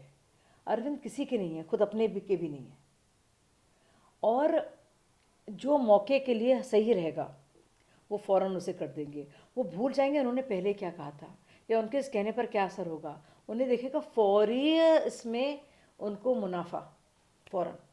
वो उस सौदागर की तरह है जो फौरी मुनाफा देखेगा। अभी चलो चाहे कुछ भी हो, अभी के लिए तो बेच दो, पैसा मिल जाएगा। ये एक पॉलिटिशियन में ये सारे गुण हैं, नहीं, इतना होते मैंने हैं हिंदुस्तान में। नहीं, ऐसा मैंने गुण नहीं देखा। अच्छा। कि अपनी पुरानी सारी सोच पर आप जो है पानी फेर दे 2 मिनट में। ठीक है बहुत सारी चीज़ों पर आप देखेंगे जी। फिर वो आंदोलन का टाइम पूरा का पूरा, तो आंदोलन में, और उनके एक पुराने कबीर और परिवर्तन, 2 उनके जो NGOs थे, उनके लोगों को उन्होंने पूरी तरह से इसमें शामिल किया और उन लोगों को मेन महत्वपूर्ण लोगों में लगा दिया। अन्ना हज़ारे तो एक बहुत ही मोटिव, इमोशनल, बुजुर्ग इंसान की एक छवि जो लोगों के मन में उसकी छाप रह गई। और जब वो इंसान बैठा अनशन करने के लिए तो लोगों के आंखें भी नम हुई और उन्हें गुस्सा भी आया, कनेक्ट हुआ वो। एक वो कनेक्ट होता है। देखिए अरविंद को लगा कि अब सब कुछ अन्ना हज़ारे का हो जाएगा। उन्होंने एक बहुत ही प्रतिशोध के चलते एक आंदोलन किया संतोष के घर पे, जो रही नहीं, संतोष कुमारी, जिसकी हत्या कैसे हुई कोई जानता नहीं अभी तक। और उस पर बहुत सारे कहानियाँ और किस्से और बातें भी आई हैं जो कि अच्छी नहीं है, लेकिन उस कहानी को दबा दिया गया। उनके घर में उन्होंने आंदोलन अनशन किया, फास्ट किया। तब तक वे बहुत क्लोज थे अरविंद के, लेकिन मैंने अंदर जाके जो देखा, अन्ना ने जो फास्ट किया था, जो अनशन किया था, पूरी दुनिया के सामने था। डॉक्टर्स थे, मुझे याद है, सब होते थे, मैं होती थी सुबह शाम, अन्ना जहाज होते थे। अरविंद ने जो किया वो संतोष के घर में किया, संतोष कोहली के घर में। और वहाँ पे मुझे पता चला उनके एक डॉक्टर हैं जो आसपास घूमते हैं, बहुत बड़े आदमी बन गए हैं, बेशुमार पैसा सबने कमा लिया है। तो वो बहुत ही ज़्यादा, तो वो बताते थे मुझे कि यार ऐसे तो मर जाएगा ये, थोड़ा थोड़ा हम लोग कोकोनट वाटर दे रहे हैं, रात में कुछ दे रहे हैं। पर तो गलत हुआ। मेरा फोटोग्राफ भी है, मेरा जब कुमार मिलने गए थे, मैं ऐसे रो रही हूँ, परेशान, इतनी मैं बेवकूफ़। थोड़ी देर बाद मुझे पता चलता है मुझे थोड़ा बुरा तो लगा, लेकिन मैंने कहा मैं क्या शिकायत करूँगी, चलो किसी को बात पता ना चले कि अरविंद ये कर रहे हैं, मतलब चुप चुप थोड़ा बहुत खा रहे हैं। और अरविंद ने कहा था, अन्ना ने कितने दिन किया अनशन, तो जो पास पास के लोग हमारे नेशनल एग्जीक्यूटिव के और आसपास के जो लोग थे उन्होंने कहा 11 दिन या 12 दिन ऐसे कुछ कहा, जितने दिन अन्ना ने किया है मैं एक दिन ज़्यादा करूँगा। अरविंद ने ऐसा क्यों कहा? अरविंद ने ऐसा इसलिए कहा क्योंकि अन्ना हज़ारे ने पार्टी बनने पर एतराज़ जताया था और कहा था मैं इसका हिस्सा नहीं हूँगा। और सिर्फ इसमें इतने नाराज़ थे, अरविंद का मुंह फूला हुआ था, सूजा हुआ था, वो बात नहीं कर रहे थे। जब अरविंद को गुस्सा आता है मतलब सब उनको मनाने ही लग जाते हैं, उस गुस्से से बढ़कर कोई नहीं है। उनका अहंकार और उनका गुस्सा, दो उनकी एक ऐसी क्वालिटीज़ हैं जो आप देख लिएगा उनके लिए बहुत ही परेशानी का सबब बनेंगी। आप देखिए, अब क्योंकि एक ज़िद है अरविंद की और सब कुछ भूल जाते हैं वो जब अपनी ज़िद में ना, वो सब छोड़ो, वो सब छोड़ो, अरे आपने कहा था। अब अगर आप समाजवादी पार्टी में हैं और आप पूंजीवाद की बात करने लगेंगे फर्क बदल के, तो आपकी पार्टी का जो तस्वीर है वही बदल जाएगी ना। बिल्कुल। तो अरविंद ऐसे हैं, तेजिंदर बग्गा से भी वो मित्रता रखते थे तब प्रशांत भूषण को फिक्स करने के लिए। और इसमें दो चीजें मैम, क्या किसी तो अन्ना हजारे को एक तरह से वो यूज़ किया, फिर अन्ना हजारे को उन्होंने रिडंडेंट कर दिया क्योंकि नाम तो होता। फिर जब आम आदमी पार्टी बनी और उसमें प्रशांत भूषण जी, योगेंद्र यादव का बहुत बड़ा योगदान है, उन्होंने बाकायदा एक स्टडी की थी हिमाचल में, उसकी चर्चा हुई कि पार्टी बननी चाहिए। उसके बाद अन्ना हजारे नाराज़ होकर चले गए, अरविंद फिर एक अनशन पर बैठे। फिर 3-4 बहुत बड़ी चीज़ें हुई जिसने अरविंद केजरीवाल एक अन्ना हजारे आंदोलन का चेहरा से मुख्यमंत्री कैंडिडेट बनाया। वो थी उनके 3-4 खुलासे। उन्होंने खुलासा किया रॉबर्ट वड्रा पर, उन्होंने खुलासा किया अंबानी पर, उन्होंने खुलासा किया जब सबने कहा कि भाई अब सारे के सारे खुलासे जो हैं कांग्रेस के खिलाफ कर रहे हैं, तो अंजलि दमानिया के चलते उनको मिल गया है खुलासा नितिन गडकरी के पर। तो ये प्रेस में आकर 4 बार कर उन्होंने अपने को इस्टेब्लिश किया कि वो वाकई में एंटी करप्शन क्रूसेडर हैं और बड़े बड़े कॉर्पोरेट के खिलाफ बोलने में उनका वो सामर्थ्य है। अच्छा, वो तो ये इस तरह से उन्होंने अपने को प्रोजेक्ट किया, फिर आम आदमी पार्टी बनी। अरे भाई क्या बात है। क्या नाम इसका? शमशेर। अरे वाह, शमशेर। हमारे जाटों में होते हैं ऐसे नाम, शमशेर। हाँ, मैंने बड़ा सेक्युलर नाम रखा है, ये मोहम्मद शमशेर सिंह है। अच्छा। मोहम्मद शमशेर सिंह ऐसे हैं, वो मोहम्मद शमशेर सिंह तुम यकीन नहीं करोगे। अच्छा, अरे आ जा, ये। हाँ, इसको ये चूहों से ये डरता है। अच्छा, ये चूहों से डरता है, मच्छरों से डरता है, चूहों से डरता है। ऐसा डरपोक बिल्ला हमारे घर में है। बिल्ले के नाम पर मैं कलंक तो कह नहीं सकती, लेकिन मैं कहती हूँ तुम बिल्ले हो, अपनी ताकत को समझो। वो वही वाली बात, तुम्हारा काम है चूहों को डराना। इसके साथ वही वाली बात हो रही है, जो शेर नहीं था, वो बकरियों में रहता था। हाँ, वो बकरियों जैसा हो गया। बिल्कुल। और मोहन भागवत जी ने कही है एक बार ये बात, मैं नाम ले रहा हूँ उनको, कि एक सेशन में उन्होंने पता क्या कहा, पिछले 500-700 साल में इस बात ये कहानी बताई कि जो एक शेर जो बकरियों में रहता था, फिर वो बकरियों जैसा हो गया, फिर एक बड़ा शेर मिला, उसने उसको रियलाइज किया कि भाई तेरी क्या कैपेसिटी है, तो बोले कि हमारा भी वही हाल हो गया था पिछले 500-700 साल में। अच्छा, आपको पर मुझे बहुत सच में अच्छा लगता है। जैसे तेजस पीएम थे, इतना अच्छा लगता है हमारे पीएम ऐसे। G20 में आई फील वेरी प्राउड। मैं चाहती हूँ हमारी प्राइड वो हो। मैं इस पूरे मुस्लिम हिंदू सुन के बचपन से सुन रही हूँ यार, इतनी बोर हो गई हूँ। I am tired. ये आइडेंटिटी है, बस में कितना बात करोगे यार, हो गया। मेरी लड़ाइयाँ होती थी तीसरा शीतलवाद वगैरह से सबसे। अच्छा, तुम मुसलमान हो, क्योंकि मैं स्टार न्यूज़ में बहुत प्रोमिनेंट एंकर रही हूँ मैं। और जब वो बताएंगे तुम्हें सुप्रियो कि जब शुरुआती दौर में जब आज तक को पछाड़ा है स्टार न्यूज़ ने, तो शाज़िया इल्मी एंकर होती थी। अच्छा। हाँ। अच्छा, अरविंद केजरीवाल के बारे में एक बात बताऊं, वो जहाँ आपको पता है ना कहाँ से बिलोंग करते हैं? हाँ, ओन है। कहाँ से बिलोंग करते हैं वो? हरियाणा से। हिसार से। हिसार में भी वो जिस टाउन से बिलोंग करते हैं, सिवानी जो जगह है, वो मेरा ही टाउन ठीक है, मेरा होम टाउन है वो। ओह अच्छा। हाँ, जहाँ से केजरीवाल बिलोंग करते हैं, लोहारू वो जगह है, तो लोहारू के अंडर में अब सिवानी है। पहले जब वो पैदा हुए तब वो हिसार के अंडर में होता था। अच्छा, आप मेरे को ये बात बताओ, जो आपने जैसे अन्ना आंदोलन की बात करी, केजरीवाल की बात करी, सिविल मैं सोसाइटी। एक आपको वाकया सुनाऊंगी हाँ। जिससे आप समझ जाएंगे कि केजरीवाल कितने बड़े बहरूपिये हैं। कितने बड़े ये फ्रस्ट्रेशन तो नहीं है आपकी? कितने बड़े धूर्त हैं और कितने होशियार भी हैं, कितने इंटेलिजेंट भी हैं। आपको याद है जब अन्ना हजारे बिल्कुल ऐसी हालत थी कि बस वो अपना अनशन तोड़ेंगे नहीं, और ये 2 बार हो चुका है, और एक बार उसमें वीके सिंह भी आए थे। हाँ हाँ हाँ हाँ, तब की याद है बात आपको? हाँ हाँ। तो हम लोग सब ऐसे ही बैठे हुए थे, बहुत से लोग थे, बेशुमार लोग, और हम सब लोग लाइन में आगे बैठे हुए थे कि आज क्या होगा। सब अपने स्पीचेस दे रहे थे। मैं तो अरविंद को बताती रहती थी। मुझे इतना शौक नहीं था कि मैं सामने आकर अब संचालन करूं मंच का। मैं देखती रहती थी, ये लोग आ रहे हैं, ये मिलना चाह रहे हैं, ये सीनियर हैं, ये अपने हमारे आर्मी वेटरन्स हैं, इनसे मिलिए, ये बहुत बड़ा समुदाय है, इनसे आप बात कीजिए। मैं इन्फॉर्मेशन देती रहती थी, अब ये चल रहा है, इसको ठीक कीजिए, ये कुछ चैनल में आ रहा है। तो मैं अप एंड डाउन रहती थी हमेशा, और उस वक्त बैठी हुई थी। तो मैंने ऐसे ही बैठा, और मैं इतनी इमोशनल, और मैंने कहा, और प्रशांत जी इधर थे, आई थिंक कुमार विश्वास इस तरफ था, संजय भाई भी इधर ही कहीं होंगे हम लोग। मैंने कहा, आपको लगता नहीं है प्रशांत जी कि हम लोग पिछले जन्म में हम लोग स्वतंत्रता सेनानी रहे होंगे? ओहो, तो मैं हाँ, मुझे सच में ऐसा लगता था। मैं अपने को सोचती हूँ कितनी बेवकूफ़ क्यों थी। और मैंने कहा तो मैंने कहा पक्का। तो आई थिंक कुमार विश्वास ने ऐसे मजाक में कहा, भगत सिंह कौन था? नहीं, कुमार विश्वास ने, ओ हो, उसके लिए सब लड़ाई झगड़ा ही हो जाता, मंच ही तोड़ देते वो लोग लड़ झगड़ के आपस में कि मैं होता। तो कुमार विश्वास ने कहा, तो होगी सरोजिनी नायडू या कोई ऐसी होती। मैंने कहा क्यों, मैं आदमी भी तो हो सकती थी। मैंने वहाँ पे अपना पुराना जो मेरा चलता था युद्ध, मैंने कहा क्यों, मैं महात्मा गांधी भी हो सकती थी, मैं सरदार पटेल भी हो सकती थी, मैं लाल बहादुर शास्त्री भी हो सकती थी।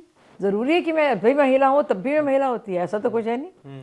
तो कुमार बोला नहीं, ऐसे हम लोग हंसी मजाक करने लगे। और हमने कहा, मैं फिर अरविंद से बहुत दोस्ती थी, I was very close to Arvind, I liked Arvind very much, मैं राखी मानती थी उनको। ओहो, भाई के बारे में इतनी बातें कही हैं आपने। क्या करें, दुष्ट कहा आपने ऑलमोस्ट। हाँ, दुष्ट है भी वो। तो मैंने कहा, अरविंद भाई सुनिए, अरविंद कुछ पढ़ रहे थे, ऐसे कुछ पढ़ रहा था अरविंद। अरविंद, आपको लगता नहीं है कि हम लोग पिछले जन्म में रहे होंगे, हम सब लोग यही होंगे, अलग अलग उसमें हम लोग रहे होंगे लड़ाई में। अरविंद ने कहा हाँ, ऐसे कुछ टाल दिया। मैंने कहा, और प्रशांत ने कहा रहन दो, रिलैक्स, क्योंकि मैं बहुत हमेशा से वो थी। आपको यकीन नहीं होगा कि सुन रहे थे, अरविंद बोलने लगे लोकपाल की ज़रूरत, और इसलिए इस पार्टी की ज़रूरत, और इसलिए हम आए हैं और बदलेंगे।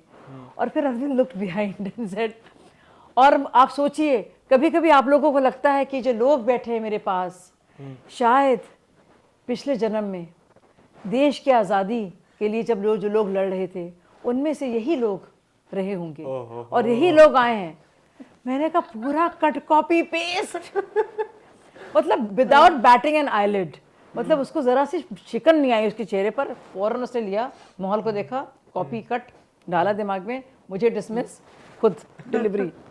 अरे क्या हो गया, मैंने कहा क्या, पूरा चेप पे चेप। मैंने कहा भी, प्रसाद ने कहा चुप रहो और कोई बाहर ने कहा मेरा था ही डायलॉग, उनके डायलॉग बना दिया। तो मेरी सोच थी, मैं इतनी सेंटिमेंटल हो रही हूँ सुबह से, सोच के मैं क्या रही होंगी, और उन्होंने ही जस्ट यूज्ड इट। तो अरविंद इज लाइक दैट। अच्छा, कई लोग ये भी कहते थे आप सेफ सीट चाह रही थी, और वीके सिंह क्या मैं सीट ही नहीं चाह रही थी। आर के पुरम मुझे नहीं, आपको वो कहाँ से लड़वा रहे थे? सौरभ भारद्वाज उनके मनीष सिसोदिया के बहुत क्लोज थे। एमपी वाला नहीं, आप दोनों बातें सुनिए तभी आप समझ पाएंगे इसको। सौरभ भारद्वाज बहुत क्लोज है मनीष सिसोदिया के, सब जानते हैं। और तो उस वजह से मुझे जीके में नहीं दिया। आर के पुरम जहाँ हमारा कोई था नहीं, जहाँ सबसे ज़्यादा लड़ाई झगड़े होते थे, वहाँ पे मेरा नाम डिक्लेयर कर दिया मनीष सिसोदिया के साथ। वहाँ पे इतना परेशान किया क्योंकि आर के पुरम नई दिल्ली में था, और नई दिल्ली से मुझे बनाना देना चाहिए था, तो उन्होंने आशीष खेतान को दे दिया, जो 2 महीने पहले आया था टिकट। अगर एमपी का देनी था तो देते नहीं, या नॉर्थ ईस्ट से देते, जो दे रहे थे, और बात हो गई थी। लेकिन आखिरी मिनट पर उन्होंने नहीं आने, कोई नहीं चलने दो। हाँ बताओ। तो या तो नॉर्थ ईस्ट का देते, क्योंकि बहुत वहाँ पे जो जितने भी बहुत बड़ी एक मुस्लिम आबादी भी, और लोग कह रहे थे वहाँ से देंगे। वहाँ पे आखिरी मिनट में आनंद जी को दे दिया, प्रोफेसर आनंद को। और आशीष खेतान को। बिल्कुल नए नाम थे, मतलब किसी ने एक्सपेक्ट भी नहीं किया था। और मुझे जब आखिरी फाइल नॉमिनेशन की जो फाइलिंग होनी थी, उसके 3 दिन पहले, क्योंकि इतना हंगामा हुआ, अम्मी चुपचाप बैठी हुई थी, क्योंकि मैं रिपब्लिक डे के बॉयकॉट के बाद से निकली भी नहीं थी, पार्टी के साथ भी नहीं थी, अब दिखाना था। तो आके बैठ गए मनीष सिसोदिया और उनके सारे चंगू मंगू, उनके साले साढ़ू जो मिलकर साथ काम करते हैं। पूरा जो एडवर्टाइजिंग रेवेन्यू का जो खेल आप देख रहे हैं ना, तो मनीष सिसोदिया के एक साढ़ू हैं और एक साले हैं, ब्रदर इन लॉ एंड को ब्रदर इन लॉ, जो मिलकर सारा काम देखते हैं। सारा पैसे वैसे का काम उन्हीं के जिम्मे है सारा। तो वो आए तब, और उन्होंने कहा से, तो बिल्कुल बिल्कुल 3 दिन, और Ghaziabad is second largest constituency of India, वहाँ पे आप नॉमिनेशन है 3 दिन बाद, आखिरी डे, और मेरा नाम उसमें दिया, और मैं बस गई, लेकिन बहुत बुरे मन से मैं गई। और मुझे तो शौक था, मैं गई भी अरविंद से मिलने के, अरविंद भाई आज तब देते नहीं आप नई दिल्ली से उनको देना था मुझे। तो नई दिल्ली में उन्होंने, क्योंकि आर.के. पुरम तो उसी में आता है, उसमें उन्होंने अपने आशीष खेतान को दे दिया। फिर और फिर ये भी मुझे पता चला कि वी.के. सिंह से मिले भी मनीष सिसोदिया, और कहा कि देखिए इनको हम कर रहे हैं, और हम लोग में से कोई खड़ा नहीं हो रहा है वहाँ पे। और वो क्योंकि सबसे पहले इलेक्शन कहाँ हुआ, 5 फेजेस में हुआ था, आपको याद होगा, मुझे तो याद है क्योंकि मेरी जिंदगी। स्टिंग का क्या मामला था, पैसे वैसे लेने का वो सारा? वो बिल्कुल आप थे उसमें? आर.के. पुरम में था वो आर.के. पुरम में था। उसमें देखिए अनुरंजन झा हैं, आम आदमी पार्टी के, अपने को एक्टिविस्ट कहते हैं, उन्होंने एक स्टिंग किया, उसमें कुमार विश्वास भी था, लेकिन वो इलेक्शन नहीं लड़ रहा था, मैं थी और कई और लोग थे, वो किया। और अरविंद ने मुझसे आखिरी मिनट, जब मैं ऑन एयर थी अर्नब की शो में, कहा कि तुम बैठ जाओ, मैंने कहा अरविंद भाई आप देख सकते हैं कि वो कटा है, क्योंकि आप पता चल जाता है फ्रेम्स, आप कहीं का यस काट दे, हाँ, कि तुम कितने भ्रष्ट हो, तुम कहोगे मैं तो नहीं हूँ, तुम्हें कितने पैसे चाहिए, हाँ मुझे, तुम्हें क्या मिठाई चाहिए, हाँ मुझे चाहिए, तुम इसका हाँ और उसका ना लगा दो, तुम कितने भ्रष्ट हो, हाँ मुझे चाहिए, वो तो आप कट सकते। मैंने कहा अरविंद मैं तो टीवी की थी, मैंने कहा अरविंद तो स्टिंग में साफ लग रहा है कि उन्होंने यहाँ से वहाँ काटा है, मेरे पास आया था बंदा। और फिर आप यकीन नहीं करेंगे, योगेंद्र जी गए कोर्ट में, और उसका असलियत भी सामने आई, और उसमें मैं कह रही हूँ देखिए हम चेक करेंगे प्रशांत जी से, ये सब काम नहीं कर सकते, वो उससे काट दिया था। लेकिन जब तक वो आया, ऑलरेडी इलेक्शन के लास्ट डेट हो चुकी थी, मतलब इलेक्शन का वोटिंग का टाइम आ गया था, और आखिरी दिन प्रचार के अरविंद ने क्या किया, अरविंद आए नहीं, जब उनको आना था, वो दिल्ली कैंट थे वो, हाँ वो दिल्ली कैंट तक गए वो वहाँ पे, और वहाँ पे और मुझसे क्या क्या गया, उनके कांग्रेस के आए हुए थे एक स्ट्रैटेजिस्ट आशीष को फोन में कहा, आशीष भाई अरविंद क्यों नहीं आ रहे हैं, इतना बुरा मेरे साथ हुआ है, अब तो फाइनली आई बिन एक्सोनरेटेड। तो बोले नहीं बहुत बीमार है। मैंने कहा दिल्ली कैंट कहाँ और आर.के. पुरम कहाँ, 10 मिनट का मैं आए नहीं वो। और आप यकीन नहीं करेंगे वहाँ पे मुस्लिम बिच को हिंदी में आप सोचिए क्या वो हो सकता है, कुछ लोग मुझे बोल रहे हैं ऐसा, सोचिए। और वहाँ पे विदेश, इनको एक बहुत ईर्ष्या भी हुई ना कि सब विदेशी पत्रकारों में पत्रकार मेरे पास आ रहे हैं, बहुत हुआ नाम हो रहा है, मनीष वगैरह को ख़ास तौर से ज़्यादा। तो मैं शिकायत करने जा रही हूँ, जो लोग मेरे बारे में कह रहे हैं आम आदमी पार्टी के, वो ऑलरेडी बैठे हैं मनीष सिसोदिया के पास। अच्छा, जो मेन कार्यकर्ता होते हैं ना पार्टी के, जो तो वो ऐसी बातें कह रहे हैं मेरे बारे में लाउडली, ताकि पत्रकारों को जो विदेश से आए हैं या जो प्रोमिनेंट इंडिया के हैं उनको लगे कि मैं इतनी पॉपुलर नहीं हूँ। अच्छा, तो मतलब इन्होंने इतना परेशान किया है, और मेरी दिल से मैं क्या बोलूँ, मैं बहुत रोई हूँ इसको लेकर, अपनी किस्मत पर भी और अपनी अकल पर भी। और मेरी दिल से एक दुआ है बस ये कि इनकी असलियत लोगों को पता चल जाए। ये तो आप बद्दुआ दे रहे हो उनको। बद्दुआ है वो, बताया मैं दो ले लेता हूँ। हाँ बोलो आप बोलो। देखिए बद्दुआ हो भी नहीं, लेकिन बद्दुआ की तरह ही से है ये, जिन्होंने इतना दिल दुखाया है जिन लोगों का। मैंने कहा अरविंद से, हाँ अगर दिल से, अगर आपको किसी ने इतना परेशान किया है और जज्बाती तौर पर इस्तेमाल किया है, तो जाहिर है एक तकलीफ तो रहती है ना आपके मन में, वही तकलीफ बद्दुआ बन जाती है। फ्रस्ट्रेशन तो नहीं है, क्योंकि कुमार विश्वास के साथ भी है ये, यही बात है। नहीं कुमार पार्टी में रहे, उन्होंने छोड़ा नहीं, उनको भी वो राज्यसभा वाला नहीं पर वो परेशान है। नहीं वो तब तक रहे जब तक राज्यसभा का अनाउंसमेंट नहीं हुआ। मैंने तो रोका ही नहीं ना, मैं तो 1 मिनट नहीं रुकी, मैं भी रुके नेगोशिएट कर सकती थी, मैं तो फौरन छोड़ के चली गई। मैं देखिए या तो 100% खेलूंगी या 0, मैं 20 की नहीं हूँ। मैं रुककर मैंने नेगोशिएट नहीं किया। अच्छा, कि मैं पार्टी की बुराई भी करूं और रहूं भी, मैं पूरे गई साफ। इसमें मेरा एक क्वेश्चन है, उसके बाद थोड़े 2-3 और क्वेश्चन रखेंगे। सिविल सोसाइटी मूवमेंट जैसे अन्ना का आंदोलन था, वो अब ऐसे मूवमेंट्स क्यों नहीं होते, और अब जो मूवमेंट होते हैं उनको फिर आपकी जो पार्टी है वो एक गद्दार, राष्ट्र विरोधी, पता नहीं क्या क्या बोल देती है। एक बहुत बड़े चैनल ने एक शीर्षक दिया एक दिन जब आम आदमी पार्टी बनी, और जब अन्ना हज़ारे ने उसका पुरजोर उसकी मुखालफत की थी, उसका वो शीर्षक है एक आंदोलन की मौत। मुझे लगता है उस आंदोलन की मौत के बाद वो सारे जज्बात और जो सारी ऊर्जा जो जुड़ी होती है आंदोलनों से, कुछ कहने से, उस सब की एक तरह से एक मौत हो गई। क्योंकि लगा लोगों को कि इससे ज़्यादा आंदोलन बढ़कर और क्या कर सकता है। और जब ये आंदोलन बनकर ये पार्टी बन गई, और पार्टी पे ऐसी पार्टी बन गई जैसे कोई और पार्टी है। ये पहले तो कहते थे हम ये नहीं होंगे करेंगे। जब मैं पार्टी में थी मैं कहती थी तो ये सब जो और करते हम लोग नहीं करेंगे, इसी को बदलना है। अब पार्टी के सारे प्रवक्ता क्या कहते हैं, ये पार्टी करी, ये पार्टी करी, हम भी कर रहे हैं। तो सबसे बड़ा अंतर तो यही हो गया ना।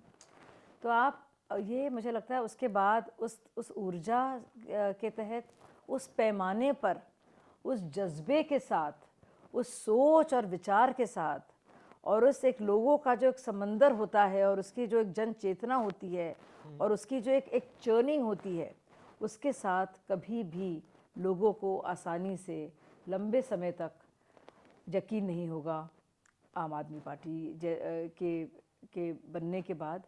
और जिस तरह से उनका पतन हमने देखा है उसूलों में, जो सामने दिख रहा है, क्योंकि वो जेल से चलाने की बात कर रहे हैं पार्टी को, मुझे लगता है उसने हमेशा के लिए उस तरह के आंदोलनों का मूवमेंट को रोक दिया है। अच्छा, ये कारण है जी। ओके। आप मेरे को एक बात बताइए, how frustrating TV debates are these days, irritating, frustration, और उनका कोई आउटकम नहीं है। वहाँ पे बेवकूफ़ों की तरह लोग चिल्ला रहे हैं। आप तो पूरे दिन रहते हैं उन टीवी डिबेट्स में। देखिए यही वजह है कोई आपसे, रेलेवेंस नहीं है, कोई क्रेडिबिलिटी नहीं है किसी भी प्लेटफॉर्म की, कोई भी हो इंडियन मीडिया में। क्यों हो रहा है ये? प्रॉब्लम है एक फॉर्मेट में, बहुत ज़बरदस्त प्रॉब्लम है वो। इसीलिए मैं एंकर नहीं रही। तब से मैं महसूस कर रही थी इस बात को, मैं नहीं रह सकती थी। लोग कहते हैं हम मिस करते हैं, भाई रियल जर्नलिज्म कहाँ होता है, बहुत ही कम होता है ना। कोई किसी ने बाइट दी, कोई बयान आया बड़ा, उस बयान पर एक टीवी डिबेट हो गया। आप 3 लोगों को बुला लें, 4 लोग को बुला लें, अलग अलग मुख्तलिफ पार्टी से, शुरू कर दिया अखाड़ा। लोग देख रहे हैं, तमाशा बन रहा है। एक जो डमिंग डाउन है, और डमिंग डाउन और हो रही है मजबूत, मतलब और पुख्ता हो रही है वो डमिंग डाउन, और कुछ निकल के नहीं आ रहा है क्योंकि कोई नई ओरिजिनल थॉट नहीं है, कोई आउटकम ही नहीं है उस बात का। अब मैं आपको बताती हूँ मुझे किससे होता है। मैं कुछ चीज़ों को लेकर बहुत ही ज़्यादा बहुत ना सिर्फ पर्टिकुलर हूँ, बहुत इमोशनल हूँ। क्राइम्स अगेंस्ट वुमेन, रेप हुआ, अब रेप भी एक वेपनाइजेशन हो गया है, पॉलिटिकल, बस टूल की तरह यूज़ होता है। आप देखेंगे रेप किस स्टेट में हुआ, कौन पार्टी शासन में थी, उसके खिलाफ कौन बोल रहा है। अच्छा, और जो एंकर्स भी हैं वो भी देखते हैं, लेकिन आपके यहाँ भी ऐसा हुआ था। अगर राजस्थान में हो रहा है तो कांग्रेस तो कंपेयर करने लगते हैं। कंपेयर करने लगते कंपेयर करके हैं। उसकी अच्छा, दोनों वो कहते हैं हमारे यहाँ इतने हुए, तुम्हारे यहाँ इतने हुए। बस अब इतना शर्म सी आती है ना। अच्छा, उससे बुरी बात कि एंकर्स भी इसमें फंस रही हैं, बजाय कि आप इस लेवल पे अगर आप हैं, आप उसके से ऊपर उठेंगे ना। आइंस्टाइन ने यही कहा था, अगर एक प्रॉब्लम है किसी लेवल पर, आप सोल्यूशन उसके उस लेवल से उठकर ही ढूंढ पाएंगे ना उस प्रॉब्लम का। लेकिन आप वहीं पे फंसे हुए हैं। वो छोड़िए, एंकर्स भी कुछ समझ नहीं पा रहे हैं, पर इनका ये होता, उनके यहाँ ये होता, आपके यहाँ ये बोला, उनके यहाँ ये बोला, ये चल रहा है, ठीक है। जो एक्सपर्ट्स आ रहे हैं माशाल्लाह, उनको देखिए। एक्सपर्ट्स कहाँ हैं वही तो, वो एक्सपर्ट्स भी जो मेरा प्रॉब्लम यही है हमारे देश के लोगों में जो पब्लिक लाइफ में है कि भाई पॉलिटिशियंस अपना काम करेंगे, वो अपनी पार्टी की बात करेंगे। आप तो जर्नलिस्ट लोग हैं, अब जर्नलिस्ट लोग को भी छोड़ दीजिए। आप तो एक्सपर्ट्स हैं, डोमेन एक्सपर्ट्स हैं, एक्टिविस्ट हैं, अलग अलग जगह से आते हैं। आप हर एक चीज़ को देखें। आप तो औरतों के खिलाफ जो क्राइम्स हो रहे हैं उन पर बोलती हैं, लेकिन आप भी पॉलिटिशियन बनी हैं क्योंकि आपको भी लग रहा है आपको कुछ मिल जाएगा। ये जो है पूरी तरह से अच्छा, विश्लेषक होगा वो ये काम कर रहा है, सोशल साइंटिस्ट होगा वो ये काम कर रहा है, कोई सामाजिक सुधारक होगा वो ये काम कर रहा है। अभी कोई किसानों की बात कर रहा है, लेकिन उसका कहीं फिट है एंगल किसी ना किसी संस्था के साथ। और वो कई ऐसे भी एक्सपर्ट हैं जो पैसे लेके आते हैं। कोई बात कर रहा है मुस्लिम बच्चियों की शिक्षा की, लेकिन उसका पूरा एंगल है, वो कभी अच्छी बात ही नहीं कहेगा। अगर आप जब तक आप हर एक केस को उसके मेरिट्स और डीमेरिट्स, मोदी जी ने एक चीज़ बुरी की है, हज़ारों अच्छी की हैं, लेकिन अगर आप लगातार मोदी जी अच्छे ही हैं या फिर राहुल गांधी अच्छे ही हैं, सब बुरे हैं, अगर आप इतने इस जोन में चले जाएंगे अंधकार के, ब्लैक एंड वाइट भी मैं नहीं कहूँगी, क्योंकि वो भी उसमें भी कुछ रोशनी का लेना देना है। हाँ, रहता है थोड़ा बहुत। थोड़ा बहुत रोशनी का Alternate, बल्कि काफ़ी कुछ लेना देना होता है रोशनी का कलर्स में। लेकिन यहाँ पे तो अंधकार ही अंधकार है भैया, नील बटा सन्नाटा है। हाँ बस ये सब अच्छा, ये जो है डमिंग डाउन ये है। और मैं बहुत सोच समझकर एक बहुत ही एक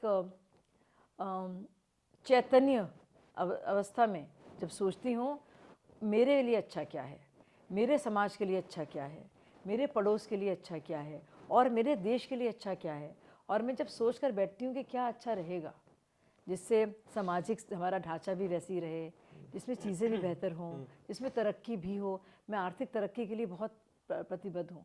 मैं कभी भी जामिया के बाद से कभी भी ये अदानी अंबानी ख़राब है उस मोड में नहीं रही हूँ। मैं जानती हूँ क्या ज़रूरत होती है, क्यों इंडस्ट्रियलाइजेशन ज़रूरी है।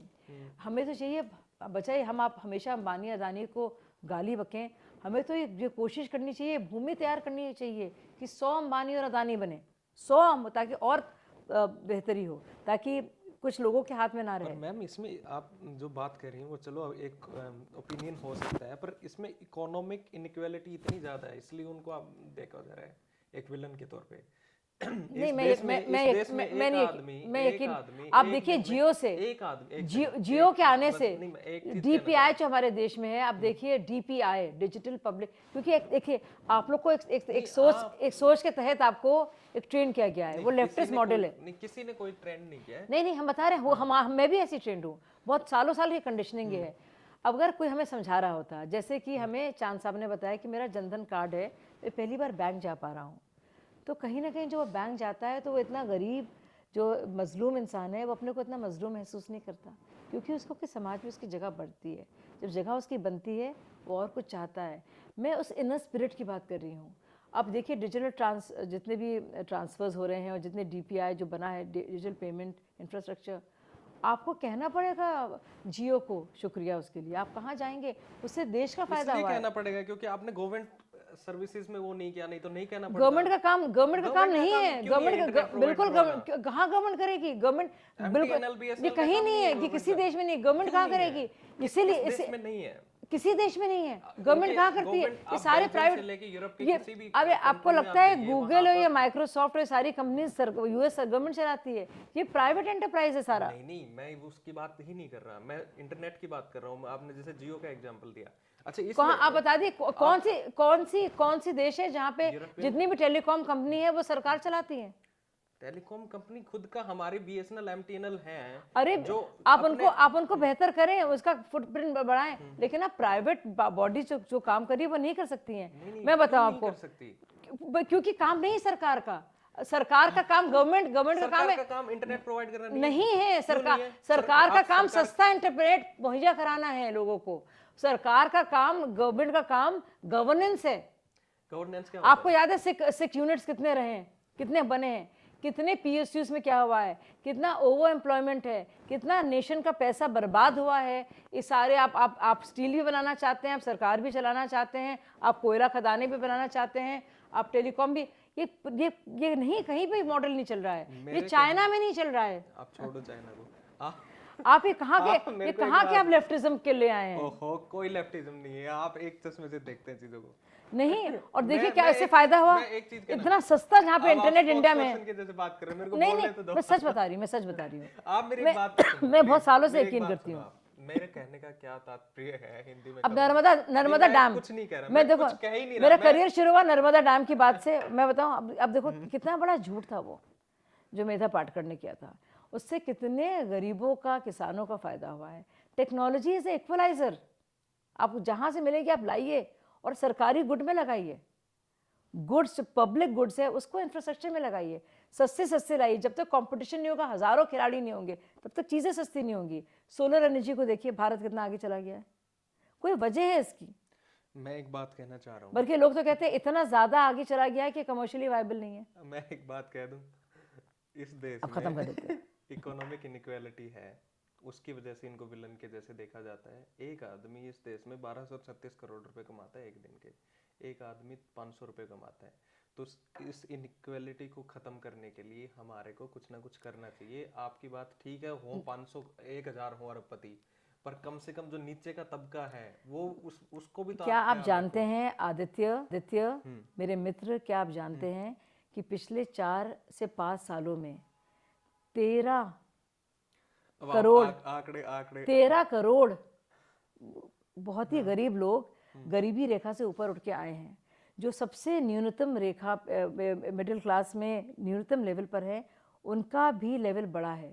लगातार जब आप पूरे पब्लिक गुड्स का फ़ायदा और अच्छी नीतियों के तहत करप्शन और पिल्फरेजेस के बगैर लोगों तक पहुंचाएंगे, अर्थव्यवस्था को मजबूत रखेंगे, इन्फ्लेशन से दूर रखेंगे और अपनी इकॉनमी को बहुत ही प्रूडेंटली चलाएंगे, तो आप देखेंगे कि जो गरीब जो तबका है उसका फ़ायदा होगा। और जो हो रहा है, the very fact that they are 13 crore Indians less poor than they were 5 years back is a testament to the fact that the inequalities are being eased out, and they should be. I agree with you. Less poor का क्या मतलब होता है? गरीब तो गरीब ही होता है ना, उसमें नहीं नहीं नहीं नहीं, एब्जेक्ट पॉवर्टी है। नहीं नहीं, एब्जेक्ट पॉवर्टी है। अरे जब गरीब एक गरीब है, आपने अब उसको 2 800 रोटी दे करोड़ दी। 800 अरे तुम आप 8 पहली कभी हुआ है? तब से चलो पूरे पहले पूरे का आप वर्ल्ड छोड़ो, की अब आप वही बात आप पूरे कंपेयर वर्ल्ड कर की रहे हैं। पूरे वर्ल्ड की नहीं, आज के दौर में पूरे वर्ल्ड की सबसे बड़ी पीडीएस स्कीम 8 मैं इसका आप देखिए, बताइए। आपका बहुत ज़रूरी सवाल है कि इकोनॉमिक इनइक्वालिटी का। और जहाँ पे कुछ ऐसे हमारे उद्योगपति हैं जो बहुत ही ज़्यादा, जिनके पास पैसा है, प्रतिदिन का आपने उनका प्रॉफिट बताया हमको। लेकिन आप देखेंगे कि पिछले 5 सालों में पूरे भारत में जो एब्जेक्ट सबसे गरीब अवस्था में जो रह रहे थे लोग, उनका इजाफा हुआ है और वो गरीब नहीं रहे हैं जो उसकी व्याख्या है। और 13 करोड़ भारतीय पॉवर्टी से निकले हैं। एलिवेशन ऑफ पॉवर्टी, मतलब पूरी तरह से आप गरीबी को जो हटाने की बात जो इंदिरा गांधी कहती थी, वो अब हो रहा है।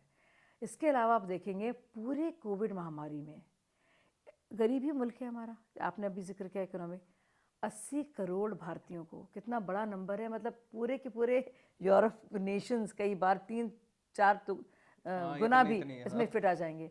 80 करोड़ भारतीयों को मुफ्त में खाना मिला है, जो अभी भी मिल रहा है। ये अपने आप में बहुत बड़ी चीज़ें हैं और ये अपने आप में बताती हैं कि हमारा जो वेलफेयर मॉडल है वो कितना स्ट्रॉन्ग है और कितना प्रो पुअर है। तो वो इकोनॉमिक इनइक्वालिटीज़ हैं और वो ऐसी ही कम होंगी जब तक सरकारी केंद्रीय welfare schemes without pilferages, without middleman, better digital infrastructure के तहत लोगों तक वो फ़ायदा पहुंचाएंगी। जो एब्जेक्ट पॉवर्टी में गरीब रह रहा है उसकी जगह बेहतर होगी, उसको आयुष्मान भारत या किसी भी मेडिकल स्कीम से उसको एक समाधान मिलेगा अपनी मेडिकल जो उसकी ज़रूरतें हैं उसका, और उसको कम से कम भुखमरी में तो उसकी मौत नहीं होगी, उसे खाने पीने को मिलेगा। हाँ, और उसको लेकर अर्थव्यवस्था अगर मजबूत होगी तो उसके रोज़गार के तरीके। चलो ये आपकी सही बात है, पर आप बहुत पॉलिटिकली करेक्ट बोल रहे हैं। Let it be. मैं सच बोल रही, मैं करेक्ट बोल रही हूँ। 80 करोड़ लोगों को मिल रहा है, कोई डिस्प्यूट नहीं कर सकता। नहीं, सही बात 13 करोड़ भारतीयों का गरीबी रेखा से ऊपर आना एक बड़ी बात है। ये पॉलिटिक्स नहीं है, ये रियलिटी है। मैं एक एडिशन कर दूं। 1973 में स्टीव जॉब्स इंडिया आए थे, जब वो कॉलेज से ड्रॉप आउट कर दिए गए अपने दोस्त के साथ घूमने के लिए। तो वो नैनीताल वगैरह भी गए और कई जगह पे गए। वापस जाते हैं, वो वापस जाके वो बोलते हैं कि ठीक है, अध्यात्म है वहाँ, मेडिटेशन है वहाँ। मैंने एक जो इंटरेस्टिंग चीज़ है वो यहाँ वो सीखी कि इंट्यूशंस मैंने इंडिया से सीखा कि वो बड़े ज़बरदस्त तरीके से काम करते हैं। पर मैं एक मध्यम वर्गीय कैलिफोर्निया का लड़का अपने वाइल्डेस्ट ड्रीम्स में इमेजिन नहीं कर सकता था कि कोई इतने गरीबी में भी रहता है। डिस्टर्बिंग है वहाँ की गरीबी। इंसानी सभ्यता इस तरीके से भी रह रही और है, देखिए, ये सोच भी नहीं सकता था मैं। तो आपको खुशी नहीं उसके बाद इंडिया नहीं आया वो।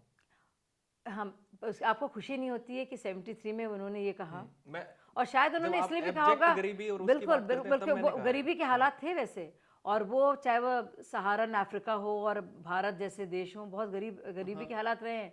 लेकिन सोचिए वो भारत और आज का भारत, जब एप्पल जो है यहाँ पे बाकायदा ना सिर्फ अपनी मैन्युफैक्चरिंग शुरू करने की बात कर रहा है, बल्कि उसके सीईओज कह रहे हैं कि भारत हमारे लिए कितना इम्पोर्टेंट है। मार्केट है ना, और मार्केट भी है और हमारे सीईओज चला रहे हैं हाँ, बड़े बड़े कंपनीज को। ये तो भी है, काफी सोचिए, आगे तो हाँ, तो आपने प्रूफ कर दी मेरी बात। ये आपका जो पॉइंट है नहीं, बिल्कुल मैं तो सही है। प्रूफ ही कर रहा था, आप मेरे को बोलने ही नहीं दे रही थी। हाँ चलिए। मैं तो आपके साथ हूँ, आपके साथ हूँ।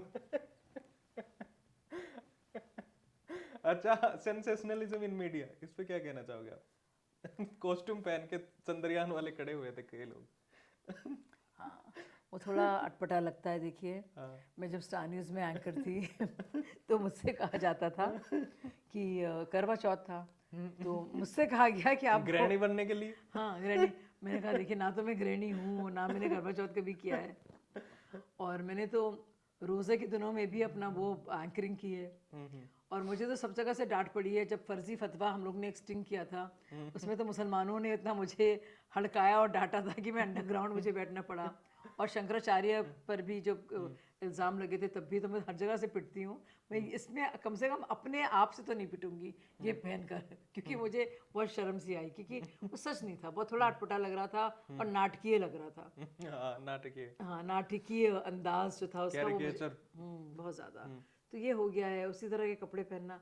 असल में कुछ लोग नया नया नया ढूंढते हैं, काश वो नया कुछ क्रिएटिव हो।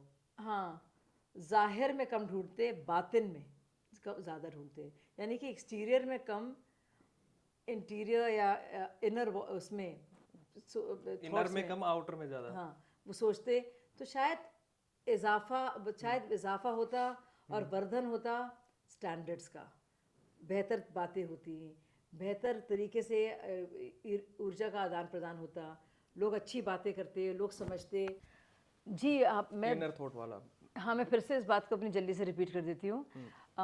देखिए, एज एन एंकर मुझे याद है फर्जी फतवा हमने किया था, एक स्टिंग ऑपरेशन, जिसके तहत हमने दिखाया था कि देवबंद और इस तरह के इदारों में क्या हो रहा है, किस तरह से पैसे लेकर फतवे दिए जा रहे हैं। वैसे ही उसी दौरान हमने शंकराचार्य काची के शंकराचार्य के कार्यकाल में कुछ ऐसी घटनाएं हुई थी जो बहुत सीरियस थी, और जिस पर उन पर कई तरह की बातें आई थी, उस पर भी मैंने एंकरिंग की है। मुझसे तो ये भी कहा गया कि जब डेनिश कार्टून की बात है तो शाज़िया इल्मी प्रॉफिट का नाम लेकर सल्लल्लाहु अलैहि वसल्लम क्यों नहीं कहती हैं ऑन एयर। और मुझे ये भी कहा गया कि जब वो बात करती हैं शार्ली एब्दो जब वो बात करती हैं बाल ठाकरे की, तो बाला साहब ठाकरे क्यों नहीं बोलती हैं। तो हम हमेशा अटैक क्योंकि इतना किया गया है, सब धर्मों ने किया है और सब लोगों ने किया, क्योंकि सब बहुत सेंसिटिव हैं। इसीलिए मैं अपनी इमेज को लेकर बड़ी सेंसिटिव थी। और जब मुझसे कहा गया कि भाई आप चाहे वो ईद के दिन आप उस तरह के कपड़े पहनिए, या करवा चौथ के दिन गृहिणी बनकर और लगाकर एक थाली पकड़ लीजिए और चांद का इंतज़ार कीजिए, मुझसे कहा नहीं भाई, हमसे ना हो पाएगा। अच्छा। अच्छा, और मुझे लगता है एंकर्स को कह देना चाहिए, क्योंकि थोड़ा ना अभी जो टेस्ट जो है ऑडियंसेस का भी बदल रहा है। Obviously, उनको भी थोड़ा आप देखते नहीं है न्यूज़ को। देखते नहीं, और उनको भी मतलब थोड़ा देखते अटपटा, हैं रूरल सेक्टर में, थोड़ा उनको अटपटा लगता है कि भाई क्या बना रखा है, कि भाई मजाक बना दिया आपने। अच्छा, इसमें इतना फुहड़पन से बचने की जरूरत है। अच्छा, सेंसेशनलिज्म इन मीडिया, इस पे क्या कहना चाहोगे आप? कॉस्ट्यूम पहन के चंद्रयान वाले खड़े हुए थे कई लोग। हाँ, वो थोड़ा अटपटा लगता है। देखिए, मैं जब स्टार न्यूज़ में एंकर थी तो मुझसे कहा जाता था कि करवा चौथ था, तो मुझसे कहा गया कि आप गृहिणी बनने के लिए। हाँ, गृहिणी। मैंने कहा देखिए, ना तो मैं गृहिणी हूँ, ना मैंने करवा चौथ कभी किया है, और मैंने तो रोज़े के दिनों में भी अपना वो एंकरिंग की है।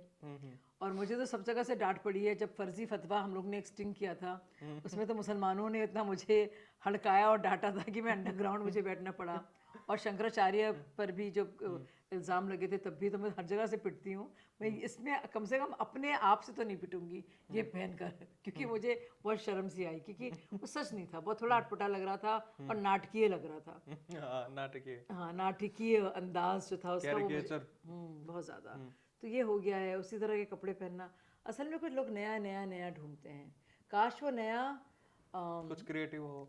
हाँ, जाहिर में कम ढूंढते, बातिन में ज़्यादा ढूंढते। यानी कि एक्सटीरियर में कम, इंटीरियर या इनर उसमें इनर थॉट्स में में, कम, आउटर में ज्यादा। हाँ, वो सोचते तो शायद इजाफा होता और वर्धन होता स्टैंडर्ड्स का, बेहतर बातें होती, बेहतर तरीके से ऊर्जा का आदान प्रदान होता, लोग अच्छी बातें करते, लोग समझते। जी, आप मैं इनर थॉट वाला। हाँ, मैं फिर से इस बात को अपनी जल्दी से रिपीट कर देती हूँ।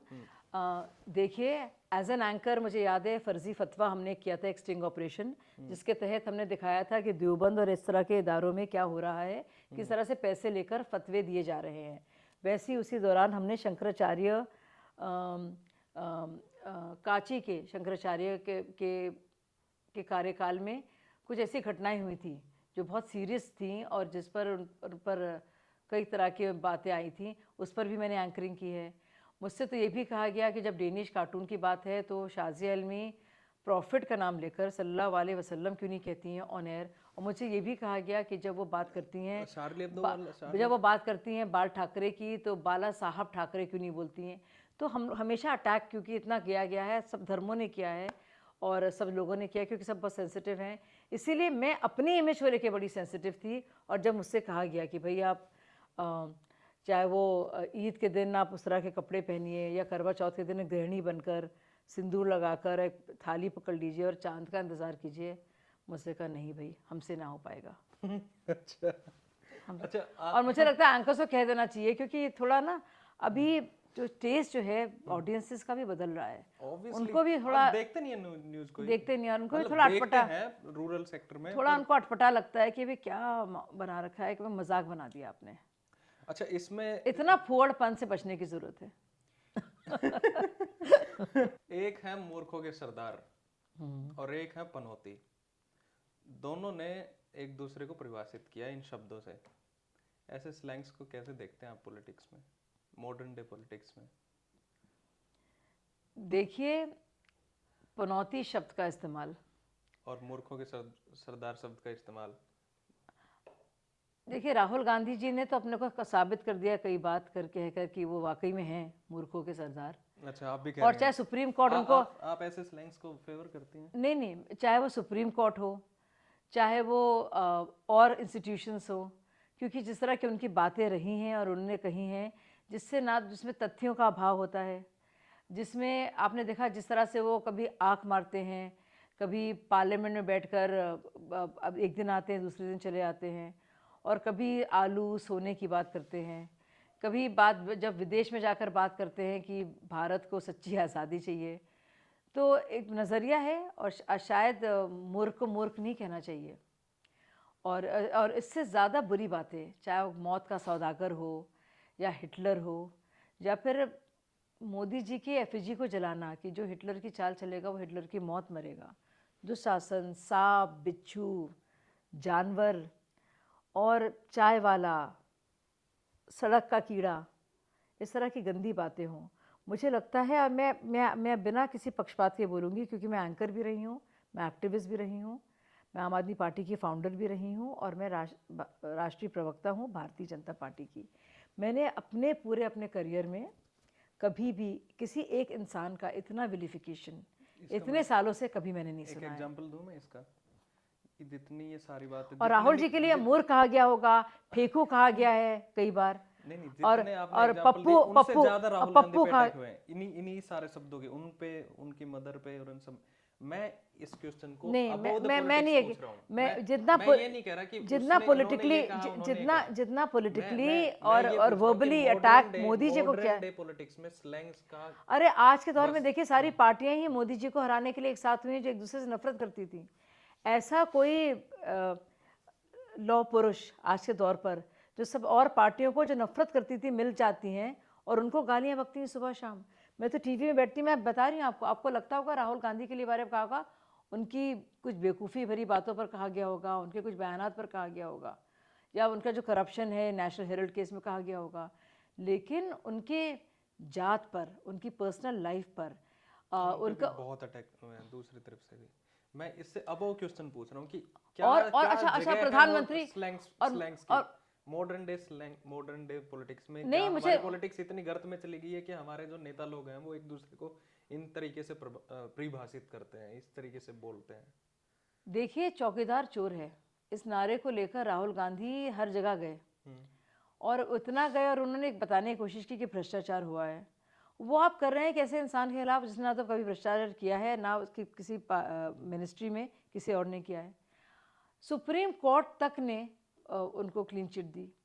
आप उस आदमी के बारे में बोल रहे हैं जिसको आपने गोधरा कांड से लेकर गुजरात राइट्स में आपने उसके बारे में क्या कुछ नहीं कहा, जिसने अदालतों में पेशी अपनी की है, जिसके जो अब गृह मंत्री हैं जो बाकायदा कारावास गए क्योंकि जांच ऐसी चली और इतनी दुर्भावना से चली, लेकिन एक एक कोर्ट ने यूपीए के दौरान भी, चाहे वो एसआईटी हो या सुप्रीम कोर्ट हो, पूरी तरह से निर्दोष करार दिया।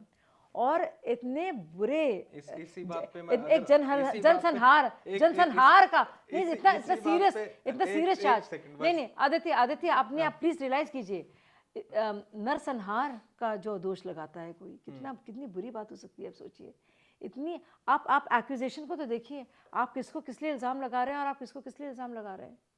और आप जब पनौती कह रहे हैं, चलिए अब वो भी चल सकता है, आपसे कह सकते हैं कि हो गया, लेकिन आप तेजस को कह रहे हैं, आप चंद्रयान को कह रहे हैं, आप बात कर रहे हैं क्रिकेट टीम की, तो आप चाहते हैं कि चंद्रयान जो बहुत सक्सेसफुल रहा है फेल हुआ उस वक्त, या फिर टीम हारी, या फिर खुदा ना खास्ता हमारे तेजस में, हमारे इंडियन एयरफोर्स के पायलट्स को कभी कुछ हो या तेजस को कुछ बुरा हो। आपको लगता है कि ये कहने से आप पीएम का मुकाबला कर लेंगे? आप मुकाबला कीजिए ना पॉलिटिकली, वो चलता है। और आप बातें कहिए जो आप कहना पॉलिटिकली, आप वो बातें उठाइए, लेकिन इन बातों का स्कोप नहीं है। और मैं आपको बता रही हूँ, मैंने कभी सुना नहीं आदित्य, इतनी ज़्यादा मैंने नफरत देखी है लोगों के दिल में। मैं लेफ्ट लिबरल लॉबी से हूँ। अच्छा, मैं एनिमी कैंप जो है भाजपा का, जो एनिमी कैंप का मानेंगे, एक लेफ्ट लिबरल आप कह सकते हैं, आम आदमी पार्टी के लोग मान सकते हैं, और जो कठमुल्ले हैं, सही है ना। मैं उन तीनों एनिमी कैंप में जो हूँ, मैं रही हूँ, मैंने देखा है, मैं समझती हूँ, मैं हूँ वहाँ से। जिस तरह की नफरत और गाली गलौज मैंने देखी है, मतलब मैं जानती हूँ नमाजें हुई हैं मोदी जी की मौत के लिए, मैं जानती हूँ लोग सऊदी अरब में हज के लिए जाते हैं और मोदी जी की मौत के लिए काम करते हैं। कैसी बातें कर रहे हो आप? जी ऐसा, इतनी ज्यादा नफरत। लंबी उम्र रहे उनकी, लंबी उम्र रहे और रहेगी। नहीं, मैं बता रही, लोग तो कर रहे हैं, और जितना लोग करेंगे ये उतना ज्यादा वो उनकी आयु भी बढ़ेगी, उनका हिम्मत और उनका बल भी बना रहेगा।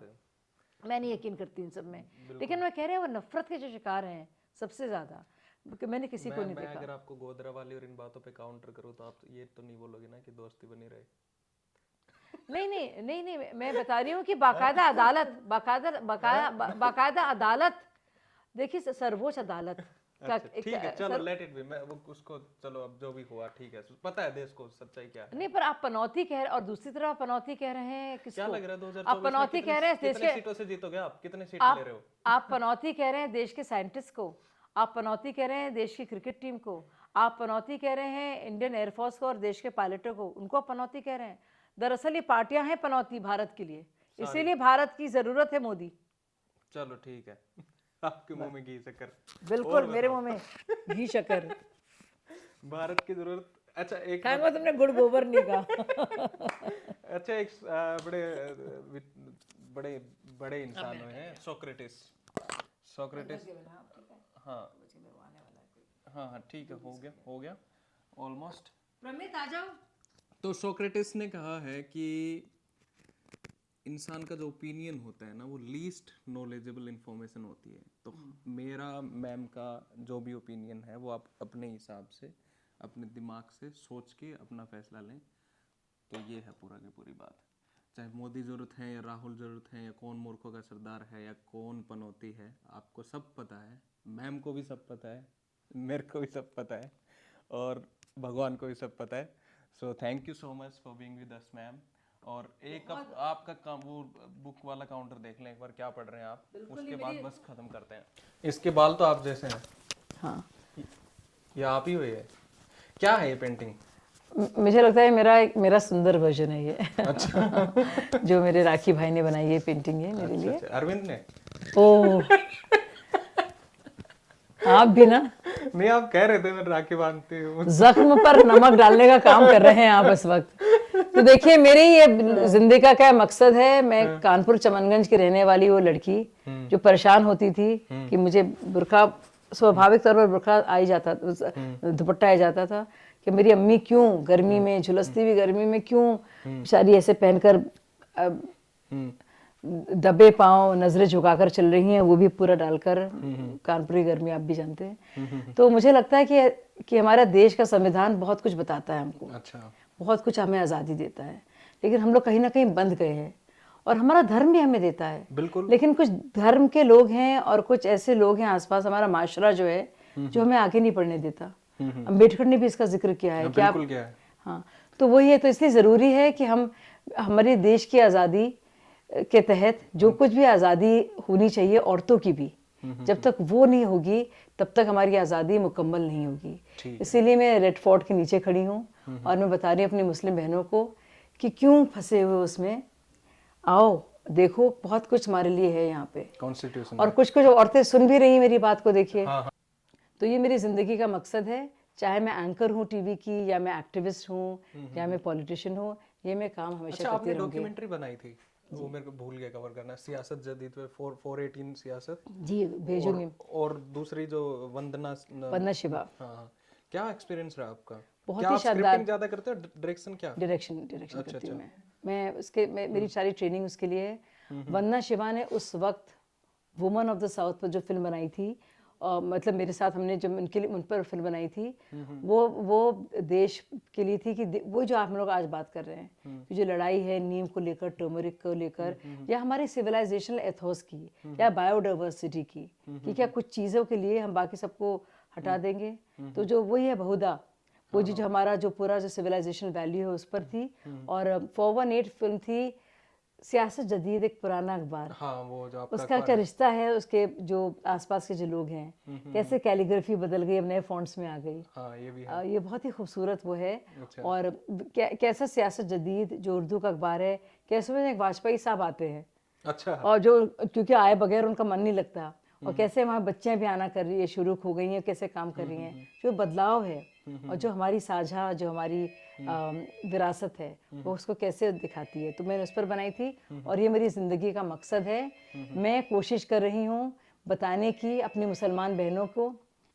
तो देखिए, मैं कहाँ से आई हूँ वो मुझे कई तरह से डिफ़ाइन भी करता है, और जो मेरी हमेशा मेरी पर्सनल जो जद्दोजहद रही है, जिहाद नहीं बोलूँगी, जो मेरा संघर्ष रहा है, तो मैं बता दूँ उसके बारे में। तो देखिए, ये मेरा सुंदर वर्जन है, मैं ऐसी नहीं हूँ, लेकिन शायद मेरे राखी ब्रदर ने मेरे मुझे बहुत अरविंद केजरीवाल प्यार, जी ने। नहीं, क्यों आप जख्मों पर नमक छिड़कते हैं भाई, क्यों मुझे तकलीफ देते हैं। तो देश का संविधान पूरे देश को, बहुत सारे देशवासियों को बहुत सारे अधिकार और हुकूक दे रहा है, लेकिन कहीं ना कहीं हमारी मुस्लिम बहनें वंचित हैं। अब लेफ्टिस्ट कहेंगे हिंदू बहनें भी वंचित हैं, लेकिन मैं तो अपने घर की और अपने परिवार की और अपने माशरे की बात कर सकती हूँ, और ख़ुद की। तो जो मैंने देखा अपनी ज़िंदगी में, मैं चाहती हूँ कि जो भी अधिकार ना सिर्फ धर्म बल्कि देश का संविधान दे रहा है, कम से कम हमारी महिलाएं, बहनें पूरी तरह से तभी आज़ाद होंगी जब तक उन्हें ये सब नहीं मिलेगा, पूरी आज़ादी। इसीलिए ये असली आज़ादी होगी।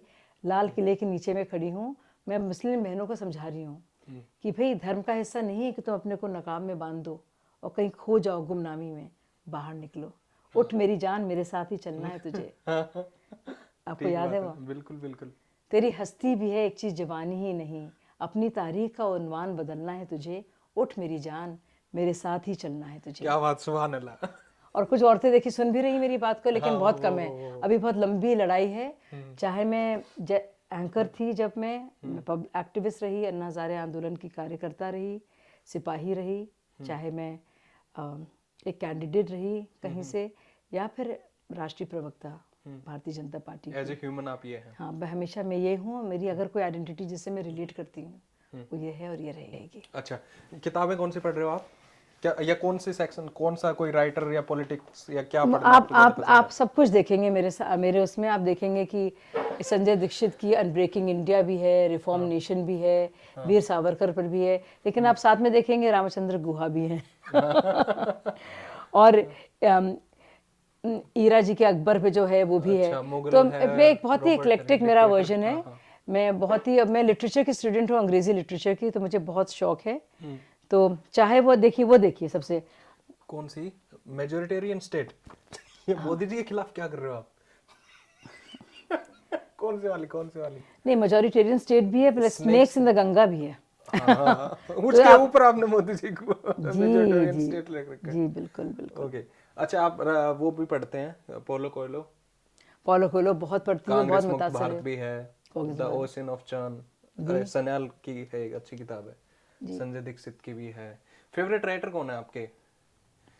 बहुत सारे हैं मेरे। आपने शमसुर रहमान फारूकी की वो पढ़ी है जो फेमस किताब है, क्या नाम है यार, कई चांद थे सरे, द मिरर ऑफ ब्यूटी? नहीं, वो भी काफी अच्छी किताब मुझे है उर्दू मुझे के मैं ऊपर। पढ़ूंगी बिल्कुल। ओके।